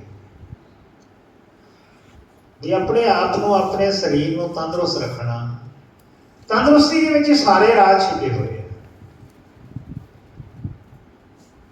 ਜੇ ਅਸੀਂ ਬਾਹਲੇ ਮੋਟੇ ਆ, ਭੱਜ ਕੇ ਬੱਸ ਨਹੀਂ ਚੜ੍ਹ ਸਕਦੇ, ਭੱਜ ਕੇ ਤੁਰ ਨਹੀਂ ਸਕਦੇ, ਕੋਈ ਕੰਮ ਛੋੜਾ ਨਹੀਂ ਕਰ ਸਕਦੇ, ਤਾਂ ਫਿਰ ਅਸੀਂ ਕਾਹਦੇ ਬੰਦੇ? ਆਪਣੇ ਸਰੀਰ ਨੂੰ ਮੇਨਟੇਨ ਰੱਖਣਾ, ਵਰਜਿਸ਼ ਕਰਨੀ, ਬੱਚਿਆਂ ਨੂੰ ਕਰਾਉਣੀ, ਬੱਚੇ ਵੀ ਫਿੱਟ ਰੱਖਣੇ ਆ। ਜਿਨ੍ਹਾਂ ਸਟੂਡੈਂਟ ਸਾਡੇ ਕੋਲ ਪੜ੍ਹ ਰਹੇ ਉਹਨਾਂ ਨੂੰ ਬਕਾਇਦਾ ਅਸੀਂ ਜਿਹੜਾ ਨਵਾਂ ਸ਼ੁਰੂ ਕੀਤਾ, ਪੁੱਛ ਕੇ ਟੀਚਰਾਂ ਨੂੰ ਵੀ ਡਾਈਟ ਚਾਰਟ ਦਿੱਤੇ ਆ, ਬੱਚਿਆਂ ਨੂੰ ਵੀ ਚਾਰਟ ਦਿੱਤੇ ਜਿਹੜੇ ਮੋਟੇ ਜਾਂ ਉਸ ਤਰ੍ਹਾਂ ਦਾ ਹੈ, ਜਿਨ੍ਹਾਂ ਦਾ ਸਰੀਰ ਦਾ ਸੰਤੁਲਨ ਸਹੀ ਨਹੀਂ। ਇਹ ਵੀ ਟੀਚਰ ਦਾ ਕੰਮ, ਕਿਉਂਕਿ ਟੀਚਰ ਨੇ ਤਾਂ ਹਰ ਇੱਕ ਕੰਮ ਦੇ ਵਿੱਚ ਸ਼ਮੂਲੀਅਤ ਕਰਨੀ। ਟੀਚਰ ਨੇ ਤਾਂ ਵਧੀਆ ਬਣਾਉਣਾ ਵੀ ਇਹ ਮੁੰਡਾ ਜਾਂ ਇਹ ਕੁੜੀ ਸੋਹਣੀ ਲੱਗੇ, ਇਹ ਮੁੰਡਾ ਸਾਡਾ ਬੱਚਾ ਇਹ ਸੋਹਣਾ ਲੱਗੇ, ਇਹ ਭਾਰ ਨੂੰ ਉਹਨਾਂ ਪੂਰੀ ਲਾਈਫ ਮੇਨਟੇਨ ਰੱਖੇ। ਤਾਂ ਸਾਰੇ ਟੀਚਰ ਬੱਚੇ ਵੇਟ ਵਾਲੀ ਮਸ਼ੀਨ ਦੇ ਜਿਵੇਂ ਰੈਸਲਿੰਗ ਕਰਦੇ ਸਾਡੇ ਕੋਲ ਬਹੁਤ ਸਾਰੇ ਬੱਚੇ, 18 ਤੋਂ 20 ਬੱਚੇ ਹਰ ਵਾਰੀ ਹੁੰਦੇ ਜਿਹੜੇ ਸਟੇਟ ਜਾਂਦੇ ਕੁਸ਼ਤੀਆਂ ਦੇ ਵਿੱਚ। ਉਹ ਰੋਜ਼ ਭਾਰ ਆਪਦਾ ਤੋਲਦੇ ਆ ਵੀ 100 ਗ੍ਰਾਮ ਵੀ ਵੱਧ ਨਹੀਂ ਹੋਣਾ ਚਾਹੀਦਾ। ਇਵੇਂ ਏਜ ਦੇ ਅਕੋਰਡਿੰਗ ਸਾਡਾ ਵੇਟ ਹੋਣਾ ਚਾਹੀਦਾ। ਜੇ 25 ਸਾਲ ਦੇ ਤਾਂ ਇੰਨਾ ਵੇਟ ਆ, ਜੇ 30 ਸਾਲ ਦੇ ਤਾਂ ਇੰਨਾ, ਜੇ 50 ਸਾਲ ਦੇ ਇੰਨਾ, 60 ਸਾਲ ਦੇ ਇੰਨਾ। ਅਸੀਂ ਫਿਰ ਉਸ ਤਰ੍ਹਾਂ ਦੀ ਬੈਲੈਂਸ ਡਾਈਟ ਲੈਣੀ। ਅਸੀਂ ਬਿਮਾਰੀਆਂ ਤੋਂ ਬਚਣਾ ਹੈਗਾ।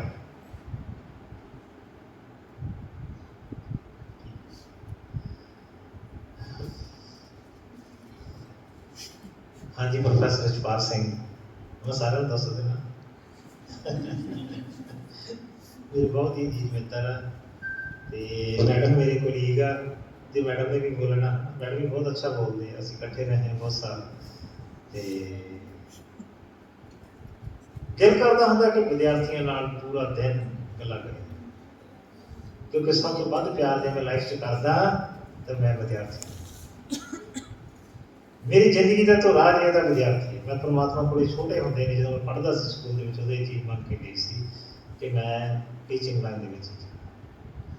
ਕਈ ਲੋਕ ਤਾਂ ਵੱਧੇ ਰੁੱਧੇ ਆ ਜਾਂਦੇ, ਪਰ ਮੈਨੂੰ ਫਿਰ ਪਰਮਾਤਮਾ ਨੇ ਬਖਸ਼ਿਸ਼ ਕੀਤੀ, ਮੈਂ ਇਸ ਪਾਸੇ ਆ ਰਿਹਾ ਤੇ ਬਹੁਤ ਵਧੀਆ ਜਿਹੜਾ ਕੰਮ ਸਾਰਿਆਂ ਦੇ ਨਾਲ ਮਿਲ ਕੇ ਕੀਤਾ।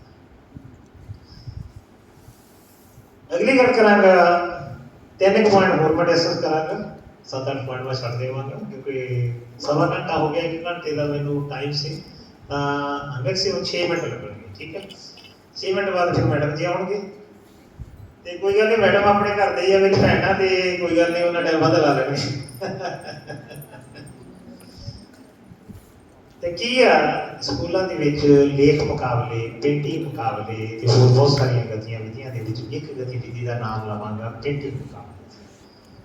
ਤਾਂ 1996 ਦੇ ਵਿੱਚ ਮੈਂ ਸਰਕਾਰੀ ਕਾਲਜ ਢੁੱਡੀਕੇ ਵਿਖੇ ਪੜ੍ਹਾਉਂਦਾ ਸਾਂ। ਤਾਂ ਬੱਚਿਆਂ ਦੇ ਭਾਸ਼ਣ ਕਵਿਤਾ ਗੀਤ ਵਾਲੇ ਬੱਚੇ ਅਬੋਹਰ ਵਿਖੇ ਲੈ ਕੇ ਗਿਆ, ਤਾਂ ਉੱਥੇ ਇੱਕ ਲੜਕੇ ਨੇ ਮੈਨੂੰ ਜਾ ਕੇ ਕਿਹਾ, ਸਰ ਮੈਂ ਪੇਂਟਿੰਗ ਕਰ ਰਿਹਾ, ਮੇਰਾ ਪੇਂਟਿੰਗ ਦੇ ਵਿੱਚ ਨਾਮ ਲਗਵਾ ਦਿਓ। 19 ਕਾਲਜਾਂ ਦੇ ਕੰਪੀਟੀਸ਼ਨ ਸਨ। ਉਹ ਬੱਚੇ ਦਾ ਨਾਮ ਸੀ ਇਕਬਾਲ ਸਿੰਘ ਮਾਣੂਕੇ। ਮਾਣੂਕੇ ਉਹਦਾ ਪਿੰਡ ਸੀ, ਇਕਬਾਲ ਸਿੰਘ ਬਾਘੇ ਪੁਰਾਣੇ ਦੇ ਕੋਲ, ਉਹਨਾਂ ਦਾ ਨਿਹਾਲ ਸਿੰਘ ਵਾਲੇ ਤੇ ਬਾਘੇ ਪੁਰਾਣੇ ਦੇ ਵਿੱਚ ਜੇ ਪਿੰਡ ਪੈਂਦਾ ਮਾਣੂ। ਉਹਦੀ ਲਾਈਫ ਦੀ ਸ਼ੁਰੂਆਤ ਸੀ ਪੇਂਟਿੰਗ ਦੇ ਵਿੱਚ, ਕਿਉਂਕਿ ਪਹਿਲਾਂ ਥੋੜੀ ਬਹੁਤੀ ਕਰਦਾ ਸੀ ਤੇ ਮੈਨੂੰ ਆ ਕੇ ਦੱਸਿਆ ਵੀ ਸਾਡਾ ਜਿਹੜਾ ਪੇਂਟਿੰਗ ਦਾ ਕੰਪੀਟੀਸ਼ਨ ਸੀ ਉਹਦੇ ਪਹਿਲੇ ਦਿਨਾਂ 'ਚ ਮੈਂ ਆਵਾਂਗਾ ਤੇ ਸਾਡੇ ਵਾਲੇ ਚਾਰਟ ਜਿਹੜੇ ਉਹਨੇ ਅਲੱਗ ਰੱਖ ਲਏ, ਜਿਹੜੀਆਂ ਸ਼ੇਡਾਂ ਸੀ ਸਾਰਾ। ਉਹ ਬੱਚਾ ਉਦੋਂ 95 ਦੇ ਵਿੱਚ ਸੈਕਿੰਡ ਆਇਆ ਇੰਟਰ ਕਾਲਜ ਉਹਦੀਆਂ ਬਾਤਾਂ ਵਿੱਚ, ਤੇ ਉਹੀ ਬੱਚਾ ਅੱਜ ਜਿੰਨੀਆਂ ਪੇਂਟਿੰਗ ਬਣਦੀਆਂ, ਜਿੰਨੇ ਸਟੈਚੂ ਬਣਦੇ ਆ ਇੰਡੀਆ ਦੇ ਵਿੱਚ, ਉਹਦਾ ਨਾਂ ਹੈ ਇਕਬਾਲ ਸਿੰਘ ਮਾਣੂਕੇ। ਤਾਰਾ ਸਿੰਘ ਰਾਏਕੋਟੀ ਤੋਂ ਬਾਅਦ ਮਹਿੰਦਿਆੜ ਸਾਹਿਬ ਜਿੰਨੇ ਵੀ ਸਟੈਚੂ ਲੱਗੇ ਆ ਉਹਦੇ ਵਿੱਚ ਉਹ ਸਾਰੇ ਸਟੈਚੂ ਮਹਾਰਾਜਾ ਦਲੀਪ ਸਿੰਘ ਤੋਂ ਲੈ ਕੇ ਉਸੇ ਨੇ ਬਣਾਏ, ਉਹ ਮੇਰਾ ਸਟੂਡੈਂਟ ਹੈ। ਤੇ ਹੁਣ ਅੱਜ ਕੱਲ੍ਹ ਬਹੁਤ ਵੱਡੀ ਆਰਟ ਗੈਲਰੀ ਜਿਹੜਾ ਮਿਊਜ਼ੀਅਮ ਉਹਨੇ ਬਣਾਇਆ ਨਿਹਾਲ ਸਿੰਘ ਵਾਲੇ ਤੋਂ ਜਦੋਂ ਬਾਘੇ ਪੁਰਾਣੇ ਨੂੰ ਜਾਂਦੇ ਮੇਨ ਹਾਈਵੇ ਦੇ ਉੱਪਰ, ਬਹੁਤ ਵੱਡਾ ਉਹਨੇ ਬਣਾਇਆ ਹੈਗਾ ਮਿਊਜ਼ੀਅਮ, ਤੇ ਸਾਰੇ ਸਟੈਚੂ ਲਗਭਗ ਉੱਥੇ ਜਿਹੜੇ ਮਿਲਦੇ ਆ। ਤੇ ਇੰਨੀ ਉਹਦੇ ਤੇ ਕਿਰਪਾ, ਹੁਣ ਕੈਨੇਡਾ ਦੇ ਵਿੱਚ, ਅਮਰੀਕਾ ਦੇ ਵਿੱਚ ਹਰ ਸਾਲ ਕੰਟੇਨਰ ਭਰ ਕੇ ਉਹ ਜਿਹੜਾ ਉੱਥੇ ਜਿਹੜੇ ਉਹ ਸਟੈਚੂ ਬਣਾਉਂਦਾ ਉਹ ਭੇਜਦਾ। ਤੇ ਉਹੀ ਜਿਹੇ ਵਿਦਿਆਰਥੀ ਤੁਸੀਂ ਵੀ ਬਣ ਸਕਦੇ ਆ, ਤੁਹਾਡੇ ਪੜ੍ਹਾਏ ਹੋਏ ਵਿਦਿਆਰਥੀ ਵੀ ਬਣ ਸਕਦੇ ਆ, ਮਿਹਨਤ ਕਰਾਉਣੀ ਹੈ ਬੱਚਿਆਂ। ਇੱਕ ਮੇਰਾ ਵਿਦਿਆਰਥੀ ਹੈ ਪੁਰਾਣਾ, ਸੁਰੇਸ਼ ਵਿੰਦਰ। ਉਹ ਜਿੰਨੀਆਂ ਵੀ ਜਿਹੜੀਆਂ ਆਇਲ ਪੇਂਟਿੰਗ ਬਣਦੀਆਂ, ਬਹੁਤ ਮਹਿੰਗੀਆਂ ਪੇਂਟਿੰਗ ਆ, ਲੋਕ ਅਸੀਂ ਕਿਉਂਕਿ ਸਾਨੂੰ ਪੇਂਟਿੰਗ ਦੀ ਸਮਝ ਨਹੀਂ ਹੁੰਦੀ।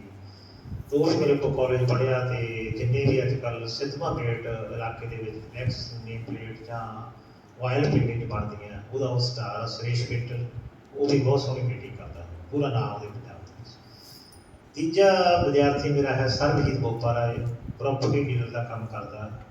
ਤੇ ਪ੍ਰੋਪਰਟੀ ਦੇ ਵਿੱਚ ਲੋਕ ਝੂਠ ਬੋਲਦੇ ਆ, ਬੇਈਮਾਨੀ ਕਰਦੇ ਆ, ਰਜਿਸਟਰੀਆਂ ਗਲਤ ਕਰਾਉਂਦੇ ਆ, ਪਰ ਉਹਨੇ 1 ਨੰਬਰ ਦਾ ਕੰਮ ਕੀਤਾ ਤੇ ਅੱਜ ਕਰੋੜਾਂ ਦੀ ਜਾਇਦਾਦ ਜਿਹੜੀ ਉਹ ਬਣਾਈ ਹੋਈ ਆ। ਤੇ ਮੈਂ ਉਹਨੂੰ ਇੱਕੋ ਸਵਾਲ ਪੁੱਛਿਆ ਸੀ, ਮੈਂ ਕਿਹਾ ਬੇਟਾ ਹੁਣ ਦਸਵੰਧ ਕਿੰਨਾ ਕੱਢਦਾ? ਦਸਵੰਧ ਦੀ ਗੱਲ ਮੈਂ ਤੁਹਾਡੇ ਨਾਲ ਵੀ ਕਰਨੀ ਹੈ, ਇਹ ਕਿੰਨਾ ਦਸਵੰਧ ਕੱਢਦਾ? ਕਹਿੰਦਾ ਸਰ ਜਦੋਂ ਲੱਖ ਰੁਪਈਆ ਘਰ ਦੇ ਵਿੱਚ ਆਉਂਦਾ ਸੀ ਤਾਂ ਮੈਂ 10,000 ਪਾਸੇ ਰੱਖ ਦਿੰਦਾ ਸੀ, ਤੇ ਮੈਨੂੰ ਐਂ ਮਹਿਸੂਸ ਹੁੰਦਾ ਸੀ ਵੀ ਸਰ ਨੇ ਮੇਰੇ ਗੁਰਨੈਬ ਸਿੰਘ ਸਰ ਨੇ ਗਲਤ ਗਾਈਡ ਕਰਤਾ ਵੀ ਮੇਰੇ ਕੋਲ 90 ਹੀ ਰਹਿ ਗਿਆ, 10 ਤਾਂ ਮੇਰਾ ਗਿਆ। ਪਰ ਤੁਸੀਂ ਸਾਨੂੰ ਇਹ ਗੱਲ ਸਿਖਾਈ ਤੇ ਅੱਜ ਹੁਣ ਮੈਨੂੰ ਉਹ ਦੁੱਖਦੇ ਨਹੀਂ ਪੈਸੇ, ਮੈਂ ਗਿਣ ਕੇ ਕੱਢਦਾ ਦਸਵੰਧ। 100 ਚੋਂ 10 ਰੁਪਏ ਮੈਂ ਗਿਣ ਕੇ ਕੱਢਦਾ ਹਾਂ। ਕਰੋੜਾਂ ਉਹਨੇ ਕਮਾਇਆ ਤੇ ਕਰੋੜਾਂ ਹੀ ਉਹਨੇ ਦਸਵੰਧ ਦੇ ਵਿੱਚ ਬਹੁਤ ਸਾਰੀਆਂ ਇੰਸਟੀਟਿਊਸ਼ਨ ਦੇ ਬਹੁਤ ਸਾਰੇ ਲੋਕਾਂ ਨੂੰ ਜਿੱਥੇ ਜਿੱਥੇ ਲੋੜਵੰਦ ਦੀ ਉਹ ਮਦਦ ਕਰ, ਥਰੂਆਊਟ ਵਰਲਡ ਮਦਦ ਕਰ ਰਿਹਾ। ਕੈਨੇਡਾ ਦੇ ਵਿੱਚ ਵੀ ਜਾ ਕੇ ਮਦਦ ਕਰਦਾ, ਜਦੋਂ ਵੀ ਉਹ ਵਿਜ਼ਿਟ ਕਰਨ ਜਾਂਦਾ ਹੈ। ਉਸ ਤਰ੍ਹਾਂ ਦੇ ਵਿਦਿਆਰਥੀ ਜੇ ਅਸੀਂ ਬਣਾਵਾਂਗੇ, ਸਾਨੂੰ ਉਹਨਾਂ ਵਿਦਿਆਰਥੀਆਂ 'ਤੇ ਮਾਣ ਹੋਵੇ। ਜੱਜ ਤੋਂ ਲੈ ਕੇ ਹੋਰ ਬਹੁਤ ਸਾਰੇ ਮਹਿਕਮਿਆਂ ਦੇ ਵਿੱਚ ਬਹੁਤ ਸਾਰੇ ਪੜ੍ਹਾਏ ਹੋਏ ਸਾਡੇ ਵਿਦਿਆਰਥੀ ਗਏ ਆ। ਇਸੇ ਤਰ੍ਹਾਂ ਤੁਹਾਡੇ ਪ੍ਰੋਫੈਸਰਾਂ ਨੇ ਪੜ੍ਹਾਈ ਹੋਈ, ਇਸੇ ਤਰ੍ਹਾਂ ਜਦੋਂ ਤੁਸੀਂ ਟੀਚਰ ਬਣ ਜਾਓਗੇ ਤਾਂ ਤੁਸੀਂ ਜਿਹੜਾ ਚੰਗਾ ਇਨਸਾਨ ਬਣਾਓਗੇ, ਉਹਦੇ ਗੁਣਾਂ ਦੇ ਮੁਤਾਬਕ ਬੱਚੇ ਦੇ ਉਹਨੂੰ ਪਾਲਿਸ਼ ਮਾਰ ਕੇ ਅੱਗੇ ਭੇਜੋਗੇ, ਤਾਂ ਉਹ ਬੱਚਾ ਦਿਨ ਦੁਗਣੀ ਰਾਤ ਚੌਗੁਣੀ ਤਰੱਕੀ ਕਰਕੇ ਤੁਹਾਡਾ ਨਾਮ ਵੀ ਚਮਕਾਵੇਗਾ ਤੇ ਆਪਣੇ ਪਿੰਡ ਦਾ ਵੀ ਤੇ ਸਮਾਜ ਦਾ ਵੀ। ਵਧੀਆ ਇਨਸਾਨ ਬਾਰੇ ਕੁਝ ਗੱਲਾਂ ਦੱਸਣੀਆਂ ਮੈਂ ਜ਼ਰੂਰੀ ਸਨ ਕਿ ਸਾਰੇ ਇਨਸਾਨ ਪਹਿਲਾਂ ਬਰਾਬਰ ਹੁੰਦੇ ਨੇ, ਸਾਰਿਆਂ ਦੇ ਵਿੱਚ ਆਤਮਾ ਪਰਮਾਤਮਾ ਨੇ ਪਾ ਕੇ ਭੇਜੀ ਹੈ। ਤੇ ਵਧੀਆ ਇਨਸਾਨ ਕੌਣ ਹੁੰਦਾ? ਜਿਹੜਾ ਚੰਗਾ ਕੰਮ ਕਰਦਾ ਹੈ। ਤੇ ਜੇ ਅਸੀਂ ਸਾਰੇ ਚੰਗਾ ਕੰਮ ਕਰਨ ਲੱਗ ਜਾਵਾਂਗੇ ਤਾਂ ਉਹ ਦਿਨ ਦੂਰ ਨਹੀਂ ਜਦੋਂ ਅਸੀਂ ਹਰ ਬੰਦਾ ਪੂਰੀ ਲਾਈਫ ਦੇ ਵਿੱਚ ਪੂਰਾ ਸਮਰਪਣ ਭਰਿਆ ਹੋਵੇਗਾ, ਪੂਰਾ ਇੰਜੋਏ ਕਰੇਗਾ। ਤਾਂ ਇਹੀ ਦਿਲੀ ਅਰਦਾਸ ਕਰਨੀ ਹੈ ਕਿ ਸਾਡਾ ਸਮਾਜ ਸੋਹਣਾ ਬਣੇ, ਨਸ਼ਿਆਂ ਤੋਂ ਬਚੇ, ਜਿਹੜਾ ਕੋਈ ਨਸ਼ੇ ਕਰਦਾ ਉਹਨੂੰ ਇਸ ਪਾਸੇ ਤੋਂ ਹਟਾਉਣਾ। ਬਹੁਤ ਸਾਰੇ ਕਾਲਜਾਂ ਯੂਨੀਵਰਸਿਟੀਆਂ ਦੇ ਵਿੱਚ ਮੈਂ ਜਾਂਦਾ ਰਿਹਾ। ਜਦੋਂ ਨਸ਼ੇ ਨਾ ਰੁਕਣ ਦਾ ਨਾਂ ਲਏ ਤਾਂ ਫਿਰ ਮੈਂ ਪ੍ਰਿੰਸੀਪਲਾਂ ਦੀ ਮੀਟਿੰਗ ਦੇ ਵਿੱਚ ਇਹ ਗੱਲ ਕਹੀ ਸੀ ਕਿ ਆਪਣੇ ਆਪਣੇ ਸਕੂਲ ਨੂੰ, ਆਪਣੇ ਆਪਣੇ ਕਾਲਜ ਨੂੰ, ਆਪਣੇ ਆਪਣੀ ਯੂਨੀਵਰਸਿਟੀ ਨੂੰ ਸਾਂਭ ਲਓ। ਮੁੜ ਕੇ ਜਿਹੜੇ ਡੁੱਲੇ ਹੋਏ ਵੇਰ ਜਿਹੜੇ ਉਹ ਚੁੱਕਣੇ ਬੜੇ ਔਖੇ ਹੁੰਦੇ। ਇਹ ਯਾਦ ਰੱਖਣੀ ਹੈ ਗੱਲ, ਡੁੱਲੇ ਹੋਏ ਵੇਰ ਜਿਹੜੇ ਆ ਮਗਰੋਂ ਚੁਗਣੇ ਬਹੁਤ ਔਖੇ ਹੁੰਦੇ ਆ। ਤੇ ਜਦੋਂ ਸਮਾਂ ਬੀਤ ਜਾਂਦਾ, ਵਕਤ ਲੰਘ ਜਾਂਦਾ, ਤੇ ਫਿਰ ਪਛਤਾਉਣ ਤੋਂ ਬਿਨਾਂ ਸਾਡੇ ਮਨ ਦੇ ਵਿੱਚ ਕੁਝ ਨਹੀਂ ਹੁੰਦਾ। ਸਾਰੇ ਮਿਹਨਤ ਕਰੋ, ਸਾਰੇ ਅੱਗੇ ਵਧੋ, ਪਰਮਾਤਮਾ ਤੁਹਾਨੂੰ ਤੰਦਰੁਸਤੀ ਬਖਸ਼ੇ, ਸਾਰੇ ਅੱਛੇ ਟੀਚਰ ਬਣੋ ਤਾਂ ਕਿ ਇਸ ਕਾਲਜ ਦਾ ਨਾਂ, ਇਸ ਕਾਲਜ ਨੂੰ ਰੋਸ਼ਨ ਕਰ ਸਕੋ ਪੂਰੀ ਦੁਨੀਆ ਦੇ ਵਿੱਚ। ਧਰੁਵ ਤਾਰੇ ਦੀ ਤਰ੍ਹਾਂ ਸੁਧਾਰ ਕਾਲਜ ਜਿਹੜਾ ਚਮਕਦਾ ਰਹੇ। ਸਾਰੇ ਪ੍ਰਬੰਧਕਾਂ ਦਾ, ਸਾਰੇ ਪ੍ਰੋਫੈਸਰਾਂ ਦਾ ਜਿੰਨੇ ਬੈਠੇ ਆ, ਬਹੁਤ ਹੀ ਅਜੀਜ਼ ਮੇਰੇ ਦੋਸਤ ਆ, ਤੇ ਕੁਲਜੀਤ ਭੈਣ ਜੀ ਦਾ ਸਾਰਿਆਂ ਦਾ ਬਹੁਤ ਧੰਨਵਾਦ ਕਰਦਾ। ਪ੍ਰੋਫੈਸਰ ਸ਼ਪਾਲ ਸਿੰਘ ਨੇ ਮੈਨੂੰ ਕਿਹਾ ਸੀ ਸਮਾਂ ਥੋੜ੍ਹਾ ਜਿਹਾ ਸੰਕੋਚ ਕੇ ਰਹੋ, ਪਰ ਕਾਲਜ ਮੇਰਾ ਆਪਣਾ ਕਰਕੇ, ਬੱਚੇ ਮੇਰੇ ਆਪਣੇ ਕਰਕੇ, ਧੀਆਂ ਮੇਰੀਆਂ ਆਪਣੀਆਂ ਕਰਕੇ, ਜਦੋਂ ਧੀਆਂ ਪੁੱਤ ਜਵਾਨ ਹੋ ਜਾਂਦੇ ਆ ਤਾਂ ਮੇਰਾ ਦਿਲ ਕਰਦਾ ਵੀ ਮੈਂ ਇਹਨਾਂ ਨਾਲ ਕੁਝ ਗੱਲਾਂ ਸਾਂਝੀਆਂ ਕਰਾਂ ਤਾਂ ਕਿ ਇਹ ਆਉਣ ਵਾਲੇ ਜਿਹੜਾ ਕੌਮ ਦੇ, ਸਮਾਜ ਦੇ ਤੁਸੀਂ ਨਿਰਮਾਤਾ ਹੋ, ਤੁਸੀਂ ਸਮਾਜ ਨੂੰ ਸੋਹਣਾ ਬਣਾਉਣਾ, ਤੁਸੀਂ ਸਮਾਜ ਦੀ ਸੋਹਣੇ ਸਿਰਜਣਾ ਦੇ ਵਿੱਚ ਵੱਡਾ ਹਿੱਸਾ ਪਾ ਸਕਦੇ ਹੋ। ਤੇ ਕਿਸੇ ਦੀ ਸ਼ਾਨ ਦੇ ਖਿਲਾਫ ਕੋਈ ਲਫ਼ਜ਼ ਬੋਲਿਆ ਗਿਆ ਹੋਵੇ ਤਾਂ ਮੈਂ ਮਾਫ਼ੀ ਮੰਗਦਾ ਹਾਂ। ਪਰਮਾਤਮਾ ਕਰੇ ਅਸੀਂ ਸਾਰੇ ਤੰਦਰੁਸਤ ਰਹੀਏ ਤੇ ਅਸੀਂ ਇੱਕ ਕਾਫਲੇ ਦੇ ਰੂਪ ਵਿੱਚ ਇੱਕ ਅੱਛੇ ਟੀਚਰ ਬਣ ਕੇ ਵਿਚਰੀਏ ਤਾਂ ਕਿ ਸਾਡਾ ਸਮਾਜ ਸੋਹਣਾ ਹੋ ਸਕੇ, ਗੁਣਾਂ ਦੇ ਨਾਲ ਭਰਪੂਰ ਹੋ ਸਕੇ, ਅਸੀਂ ਖੁਸ਼ੀਆਂ ਦੇ ਨਾਲ ਭਰਪੂਰ ਹੋ ਸਕੀਏ ਤੇ ਦੂਜੇ ਲੋਕਾਂ ਨੂੰ ਖੁਸ਼ੀਆਂ ਦੇ ਨਾਲ ਭਰਪੂਰ ਕਰ ਸਕੀਏ। ਇਹਦੀਆਂ ਬੇਨਤੀਆਂ ਕਰਦਾ ਮੈਂ ਆਪਣੀ ਥਾਂ ਲੈਂਦਾ। ਬਹੁਤ ਬਹੁਤ ਧੰਨਵਾਦ ਸਾਰਿਆਂ ਨੂੰ, ਪਿਆਰ ਭਰੀ ਸਤਿ ਸ਼੍ਰੀ ਅਕਾਲ।